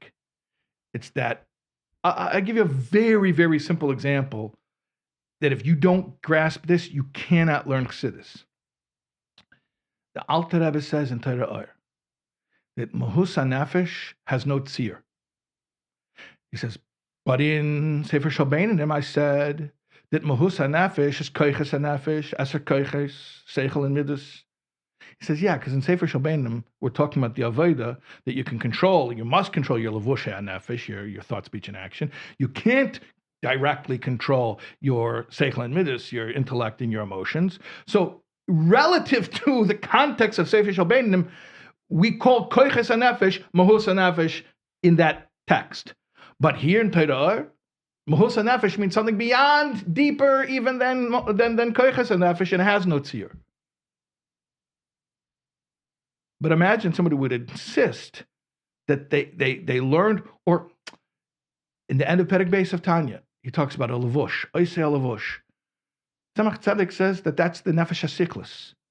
But in Perek Dalid, and then for the rest of Tanya, levush is machshava dibur ma'aseh, thought, speech, and action. Imagine if you were forcing, well, if levush means this, it has to mean, if that's what it means, 2 chapters later, it has to mean it in this chapter as well. But that's not the context. So the same word has different meaning in different contexts. So I think a lot of the problem is that we get hung up on, did the Rebbe say it? If the Rebbe said it, now this becomes the simplified catch-all phrase for every situation. And that, I'm just saying, when people said to you, you can't print the Rebbe telling somebody to, what was even the language? You don't have to be exactly precise. I don't want to misquote, but it was also a translation. The Rebbe said, like, ver hat Zeit after das. Okay. Like a right. chassid, You have no chassid, time for depression. Yeah. Right. Okay. I believe that's Okay. what it was, if I remember correctly. And then it becomes, well, that is dismissive of all depression, and because you're saying that that's how you should speak to anyone every time. Nobody said that. We're saying that the Rebbe said it to this. And by the way, let me go further. This is what the Rebbe said to this person this time. I don't know what the Rebbe told that person the very next day. It could have been different. Nuance. That's why it's so important to understand the approach. It's not what, it's how. So let me ask you another question. Forget about what the Rebbe wrote to people, what the Rebbe spoke publicly. So it's Yudalef Nissan, and how are you mechazik your skashdos, learning the Rebbe's Torah, and doing what the Rebbe told us to do. Kiyum hara Eisav, etc. So someone could struggle with some of the things that the Rebbe said to do that are hard. Someone reached out to me today. What does it mean to learn Shleisha Prakim and Rambam? It's very, very hard. It is hard. If you actually, it's very hard. Actually do it and not just read Tillim. The 2 hardest things in my life are Shabbos Mevorchim Tillim and Shleisha Prakim. I don't have a problem with Tillim. You don't have a problem with it? I don't know. I don't have a problem with that, but the Shleisha Prakim. It's terrible. It's terrible. It's torture for me. Torture. Okay. And I'm saying it publicly because I want to normalize it, that it may be torture for other people. And I want them to know. So this is my question. Oh, yeah. So if it's hard, I'll give you, let's do a very hard example. Okay. The Rebbe had a campaign, and we published an extensive essay on it in the Deher a number of years ago. The Rebbe had a campaign to have large families. Okay. The Rebbe was very, and I read it often. Baruch Hashem, I have a large family. And I reread it to Sichas and that article often. And one of the Chassan teachers tells me he gives it out to Chassanim, right. And a Kal teacher also. The Rebbe is very, very clear about it. Yes. And also, the Rebbe addresses spacing very clearly, and the Rebbe is very strong about the lack of it. So obviously, there's everything you already said before. Right. There's the nuance, and right. and fine. There's that nuance, but then there's another thing that sometimes the Rebbe wants us to do something that is very hard. Yeah, and that's part of what it means to be a soldier. Right. Even though it's hard, you're going to do it. So, what do you say about all of this? That's a very valid question. This is a very sensitive area. I mean, that's a super sensitive area. I know, that's why I'm bringing it up. Yeah. Okay. That, I think, the most controversial thing. It happens to be that I am passionate about it, And I feel like that it's that particular area is something that gets written off very, very quickly. Yeah. And I think that the Rebbe's whole point of the campaign was not to tell you that it's usur or anything like that. Right. The Rebbe was trying to educate us how Yes. we. Yes. And I think one of the lashonos that the Rebbe uses, the Rebbe's talking to women. The Rebbe says that you shouldn't go einreisen beim Rav. They gotta have that. You should. The Rebbe wants. Right. Obviously, it's an attitude. Obviously, you could go to the Rav to get a heter. Right. The Rebbe and the Tzemach Tzedek, who's the Pesach for Chabad, writes about birth control. Right, but the Rebbe. And if you learn the Tzemach Tzedek, okay, so it exists. So the Rebbe's trying. And a Chassidus Rav knows how to give heterim. Right, but the Rebbe is trying to influence. But when the woman asks the Rav, her attitude. Right. Exactly. But people don't get these nuances. Talk about this, no? I'm interviewing you, you know? The Rebbe is not telling you what to do. I mean, I guess maybe some places you could say that the Rebbe is telling you what to do. We can talk about that. The Rebbe doesn't tell you what to do. The Rebbe teaches. But that's the thing that Rebbe is teaching. With the family planning, clearly the Rebbe is not giving anyone an instructive, this is what you have to do. The Rebbe is giving you an approach to it. There's one very powerful sikh about family planning. The Rebbe talks about Bereshis bara likimesa shemai vesa aretz. Aretz means erdische Sachen, the worldly approach. And from the worldly approach, it's so overwhelming. And how can I do it? But then you have to say, was wird mein Neshama sagen? You remember this lashon. Beautiful, beautiful. Like, what would my Neshama say? And it's like a thought process, a meditation a person's supposed to go through. Like, yeah, from a physical point of view, there's no way I can make this work. But what would my Neshama say? That's not a gzera gzarti. It's not that the Rebbe making a decree. Here's what you have to do. That's the Rebbe teaching. So my question for you is, when there's an inyan from the Rebbe that's hard. I mean, a lot of things are hard. Shlichus is very hard. For some people, bringing a sheitel is hard. I mean, there's a lot of things that are hard. How does a chassid? What's the mixture of Kabbalas Ol, but also chinuch to actually not just do something Kabbalas Ol, but actually. Like, for example, if you're struggling to have a large family, don't rely on the fact that 10 years ago you looked into it. Do it again. However much you need it, every day, every week, every year, whatever it is. Like, about what do you do to be a chassid, to act like, the things that are hard for you? How do you just say I can't do it, or just have that Kabbalas Ol without buying into it? That's also a bad recipe. What's the balance? Is the famous story about Herman Wouk came to the Rebbe, and Herman Wouk had a very interesting, unusual biography in that he grew up in America. I think he was from the Bronx, Shomer Shabbos his whole life, even when he was in the American Army. And he was, by the way, people think that everyone who ever was like on the radar of Lubavitch, like they exaggerate their level of fame. How big they were. Right? It's called the telethon syndrome. Like Lubavitch Bochum, I think like Jan Pierce was like the biggest star of all because he was, But Herman Wouk actually was. Yeah, I mean, if you list like top 5 influential American authors of the 20th century, I think everyone's going to put him on the list, right? He was very big. Anyways, the Pella was the guy was firm his whole life. Okay, now he comes to the Rebbe, and the Rebbe is telling him about his plan, and he says, with all due respect, Lubavitch Rebbe, do you think you can tell American Jews to do anything? It's like, I am an American Jew. I know these people. And you have to understand, American Jewry, even the Orthodox were not Orthodox. I mean, very few people were able to hold it together. You're talking about like the pre-war generation and that generation, their the assimilation was super, super rampant. They came over from the old country, and the stories of throwing the tefillin over the boats. I mean, these are real things. Like it was shreklach. I mean, I don't have to give you examples to prove it, but I can tell you that's the whole level. American Jewry that you see. Right, and when the Frierdiker told about America's Nishtanderish was not just for fun. It was a real issue. It was a crisis. So Herman Wouk is talking about someone who was from, and he is from America. And he gets that mentality. He says, Lubavitch Rebbe, do you think you can tell American Jews to do anything? Like Americans are not Russians. Russians are very, folk, soldier. But Americans, like, are cowboys. You don't tell Americans what to do. My freedoms, right? You tell me what to do, I'm going to do the opposite. So he says, Lubavitcher Rebbe, you think you can tell American Jews to do anything? And Rebbe says, no, you can't tell them to do anything, but you can teach them to do everything. At least that's how Herman Wouk reported it. And I've heard Rabbi Feller repeat it before. I don't know if he told it directly to him. I know I think they went to Yudolf Nissan together on a private plane. Private the whole plane story. with Senator Bashowitz. Yeah, it's a whole story. Okay, you've heard that also, right? You think you can tell Americans just to do anything? No, you can't tell them to do anything, but you can teach them to do everything. Okay. So here's what I think. There may be some things that Rebbe did say in a manner of Gzarti. I'm not sure what they are. I'd have to think about it. I would think most things, though, is the Rebbe teaching.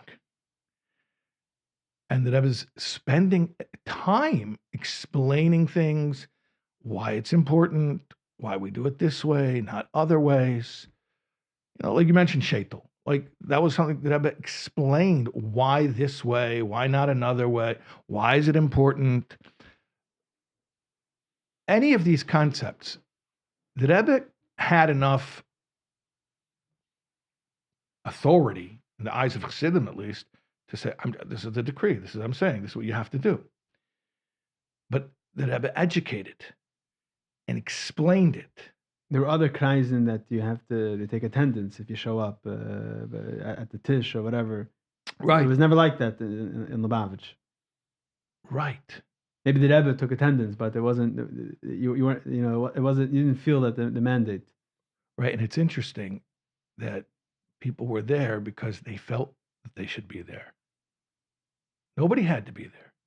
They wanted to be there. And I think that's the same with a lot of things. Like no one's forcing you to do this, but the Rebbe gave you enough information and explanation that if you think about it for a little while, you'll want to do it. Just like Lahavdil, you listen to your favorite podcast and you read your favorite author, and by the time you're done, you're all excited and you're motivated. You're going to do this, you can do that. Okay, can the Lubavitcher Rebbe have as much place in your mind, Lahavdil, as those things? Do you think the Rebbe has the capacity to influence you? I would even just say it. I'm not trying to be sarcastic. I'm just saying it even as an innocent question. Try it out. Try to see what happens. See how influential it'll be. Go make it super easy. You don't even have to read. Go and pull up Living Torah videos on family planning and just watch those videos. And they made a whole film on that. They made a whole Just thing on on that, it. Yeah. Just watch those and just see if it has an effect on you.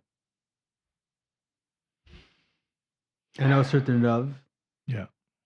That when he gets the question, maybe if it's the first time, he says, "Just do me a favor, watch the video." And then It's a shut up. Just watch the. I mean, maybe now he says read the article. I don't know, but watch the video, and then call me back. You did a whole thing in the hair about family planning. Was that what you got bashed for? Yeah, Or we was it got mikvah? yeah. Which did you get? We got bashed for? because people thought inappropriate. it's not appropriate for Bachrim. Yeah, it's not appropriate for Bochum. You know the story Rabbi Dr. Pape told me about the Mashiach Times. You know about that? Tell me what. I'm sure you know it. Come on, Yossi, you know everything. The cover of the Mivtzoyim, and they didn't want to write Taras HaMishpacha, Yeah. right? So they wrote something. The Rebbe had said a sikh about telling the truth. So instead, ironically enough, telling the truth, because they were like hiding the truth, and because they didn't want to write Taras HaMishpacha. And the Rebbe wrote, the Rebbe was Magia, all the covers of the Mashiach Times. So he's like, one of the Mivtzoyim is missing over here. Right. Taras HaMishpacha. Not appropriate for Bachim. The Rebbe wanted children should know it's a thing. I mean, first of all, whatever. I don't really want to. No, go ahead. Want to get into this. Go, yeah, I mean, do. first of all, the Rebbe was speaking to a room packed with Bachrim. Right. Who was there? Right. Even though I saw in a sikh once that the Rebbe says that the Iker crowd is Balbatim. Like I'm addressing, and not about this, about something else. Right. Fine, but the pile. I mean, second of all, when are they supposed to find out about how to think about life? Right. When it hits them in the face. Right. That's the first time they should. And I'm not even getting into the outside influence on our culture today and how Baruch Hashem, Right. People, the Bachrim have, Right. many of them know. It's called the Dor Deya. Exactly. I mean, there's the famous joke. Someone has the parent sits down with the child and he says, "We're gonna have the talk. Talk about what? The talk." And the kid says, "Okay, no problem. What do you want to know?" Uh-huh. Maybe that we have to cut out. No, it's fine. Leave it. It's good. So why were people upset about it? I mean, that was a reaction that people had. I mean, there was a machlekes amongst various mashpim if there's any validity to that thing. I mean, the people that I spoke there felt very strongly that, first of all, the Rebbe saw to it to explain this berabim, and he even said in those sichos that I'm speaking about, even though it's quote unquote not tznius. The Rebbe said it in the sichos. Right. He said that. He addressed that issue. Right. It's number one. And the Rebbe said, nevertheless, I'm going to address it. And b'chalal, whenever the Rebbe speaks about any of these things, the Rebbe speaks about it in such a elevated, edel. I listened to some shiurim from people from other kreisen. They say whatever they want as long as it's in Hebrew. You know, as long as they're using a halachic term for anything hepech hatznius that they're talking about, they just use it. You know, and whenever the Rebbe spoke about anything like that, the Rebbe always made sure to speak very, very elevated kedusha manner of speech.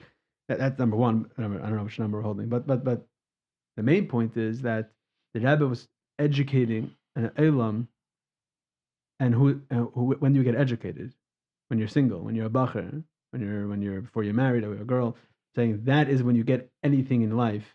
I mean, I would say that most people, most of their education, their hanachas come from when they're bachrim. So anything that you need to hear then. Okay, the details.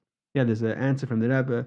A bacher wrote was on I think Merkeshlichus, and he met somebody that had a bunch of shilas in Amunah, like not shilas in Amunah, like halacha says this, but the reality is that, you know, like it's a Torah and science type of thing. So the Rebbe gave it's a minor. The Rebbe gave like a detailed answer. Two of them were like in yanim that were in yanim tznius, like about like the biology, right? And something in halacha that says, and the biology is different. And the Rebbe said like it's not appropriate, like you're a bacher. Okay, fine. So that was a limit. Yeah. Fine, that was you see, when the Rebbe had to make a limit, he made a limit, or at least for that person. There are limits, but you're gonna. So fine. So that's why we only learn. Taras Mishpacha and the halachas when you're chassid. Okay, by the way, how old does a bach have to be to learn Rambam? Yeah, that's for sure, right? You know, because you go to Rambam, you're gonna get an education. Correct.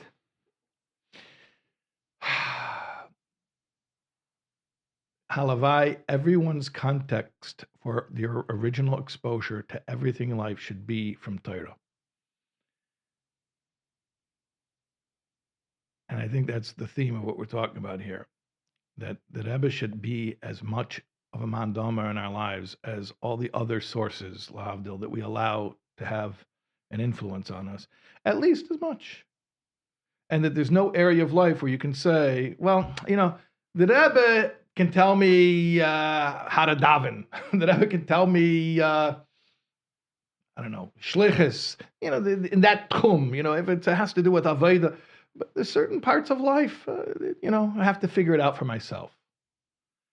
And it's like so opposite of the way that Rebbe educates how to understand what a Rebbe is. What is a Rebbe? Is someone who is with you in all areas of your life. Famous sikha from the first sikhas, from the first Farbrengens after Yud Shvat, the Rebbe is talking about the Gemara about Rabbeinu HaKadosh, Yehuda Anasi, Labani Ani Tzarech, I need my sons.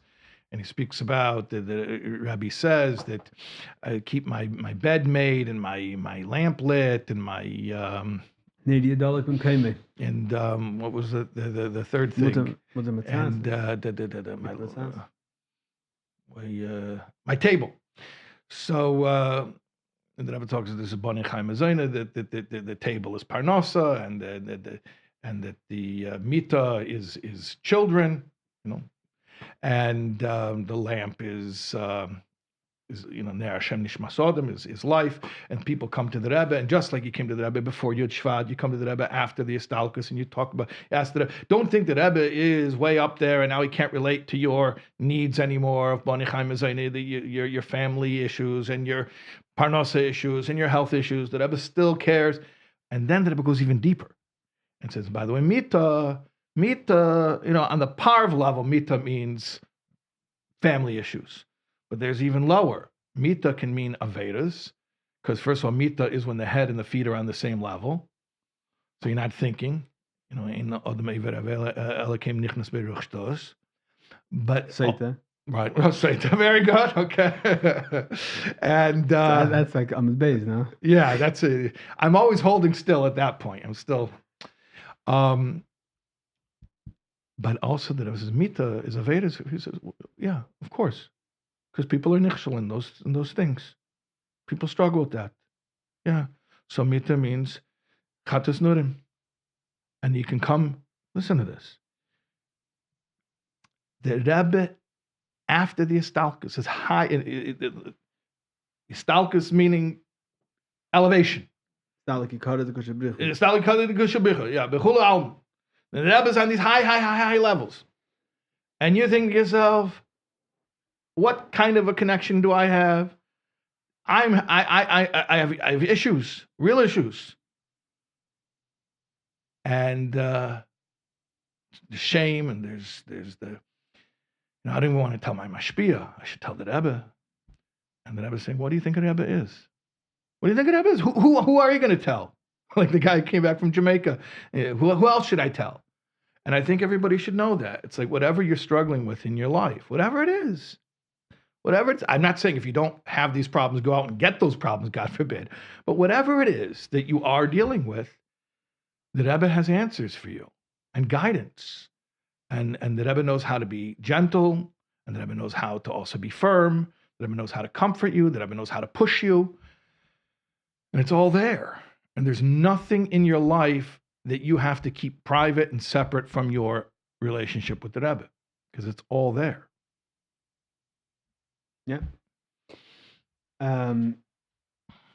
Okay. So this is the Dalf Nissan work. That whatever's going on in your life, you should know that Rebbe has guidance for you. That Rebbe cares. It's relevant. You are relevant to the Rebbe. The Rebbe is relevant to you.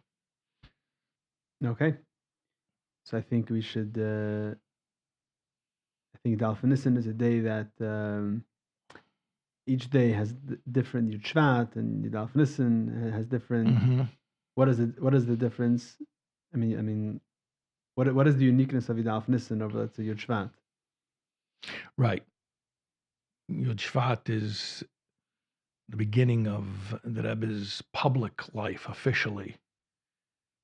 Capacity of the official capacity of Nasi, or Gimel Tammuz is the culmination of another level of the Avodah, the life's work of the Rebbe becoming more impactful in the world. Or like Yud Kislev, the connection, this is the day they connected. So what are you saying? What's Yud Aleph Nissan? What's the uniqueness of Yud Aleph Nissan? Yud Aleph Nissan is gratitude. So we give a present to the Rebbe. We're grateful that the Rebbe was born. That's it. It's gratitude. We're thankful that Hashem chose to send the Rebbe here to this world. We're doubly thankful that Rebbe was sent to this world for us in our time. And that's it. We're grateful. We want to celebrate. It's a day of celebration, a birthday celebration, giving gifts to show our celebration, our gratitude. That's what it is. We're grateful. I always tell my kids that it's at least at some point in the Dalf Nissan, it's going to be sunny. Kabbalah by Chassidim. I don't know if I've ever heard it from any Chassidim, but sun always shines on the Dalf Nissan. Some point. Some point. And there's always a big question that I always had. The Rebbe in the Sichas Dalf Nissan thanks those that sent brachas and wishes. Yeah. I was always wondering, and this is more as a bacher, I was wondering, a bacher Who are you to give the Rebbe sends bracha? a wish to. Right. Right. So I recently, I remember as a bacher, a friend of mine told me that his grandfather, Nachman Sudak, he asked him this question and he gave him a whole hadracha. And I asked him recently, I didn't remember what it was. I recently asked him what it was and he had no recollection of the whole thing. Oh, no. So, what do you think? That we should send well wishes and brachas to the Rebbe. I mean, I have a thought about it, but it's really definitely not a quote. It's more my personal thought. I mean, I guess I could share it. We won't quote you. Don't quote me. Yeah, exactly. I'm not quoting, so don't quote me. We were speaking about the idea that the Rebbe educated us how to think. So don't just repeat the quotes. Learn how to think, and think like the Rebbe. And a lot of Chassidim get nervous. Oh, you're going to think like the Rebbe? Who are you to think like the Rebbe? Famous Lubavitch words. Who are you? Who you? Well, who you? Right? Who are you to think like the Rebbe? So my only question to you, my friend, is then who would you like me to think like? Who would you like me to think like? And if your answer is don't think at all, I'm going to go to Chagas. This is Chabad. I got to think. So who do you want me to think like? So the Rebbe gave, this is just my unauthorized opinion, the Rebbe gave Rebbe training. Rebbe training. The Rebbe took things that the Frierdiker Rebbe told him because that's what you tell a Rebbe in training. The Rebbe told us. Many such examples. Birthday is one of those examples, by the way. The fact that the Rebbe made birthdays a thing for all, that's a Rebbe thing. So Rebbe should think, birthdays. And I think Shlich Sha'adam Kamaisei is a literal thing in the Rebbe's worldview. And I think that we are, I mean, the Rebbe said about the Hishana Rabbah, said, non Aleph, jede Yid hat die Keich und Hispashtus von Titul Admur. Right? Why? Because every son of the Tzemach Tzedek says Admur in the Hayem Yem. Yes, and I would have concluded from that also the same thing. No, I would have never come up with that, but the Rebbe taught it. And once the Rebbe teaches it, you start to realize, you start to extrapolate, you start to understand. Okay, so the Rebbe is saying that there's a whole other level that Chassidim can be lifted to. And this, that it didn't happen before in history. Okay, you could say the same thing about Chassidus itself. Why didn't it exist before? And the Rebbe answered that question because it wasn't needed. The more needed it is, okay. And that's why if the Alter Rebbe went to prison and he was already acquitted, so why did the Mittler Rebbe have to go to prison? Because he pushed it further. Why did he push it further? Because it was needed more. Okay, I do believe the Rebbe revealed something in Chassidim that was never revealed before. I think the Rebbe bestowed things that normally Chassidim would be nervous about and call it Rebbe Shastov. I think the Rebbe gave it to every kid. One of my big pet peeves, by the way, talking about just repeating what the Rebbe said about Yud Beis Pesukim, and you look in the original Farbrengens, Rosh Chodesh Iyar and Lag Baimer 50 years ago, and the Rebbe didn't say the kids should memorize the words. The Rebbe said they should learn the concepts and teach them to other kids, because the whole concept of Mivtza Chinuch is not to educate children, but to turn children into educators. And that same year, later, Yud Beis Tammuz, the Rebbe said, somebody wrote to me and said, where did I get such a crazy idea of making children into educators? And I said, well, you never heard the Gemara about Kamagodo Meiser Rebbe Chia? That the whole Torah was going to be forgotten. Rabbi Chia went and he took kids and he made them educate, one kid for each Chumash, one kid for each Seder of Mishnayos, and he restored the whole Torah through children. So, yeah, I think that the Rebbe gave us or brought out in us extraordinary powers. And I also think that when someone gives you a gift, the polite thing is to use it. It's not nice if someone gave you a gift, especially a gift that's connected with a lot of time and effort. So for the Rebbe to download all of that holy information and make it available, and then to not use it, it doesn't show sufficient appreciation. So yeah, I think that's part of it.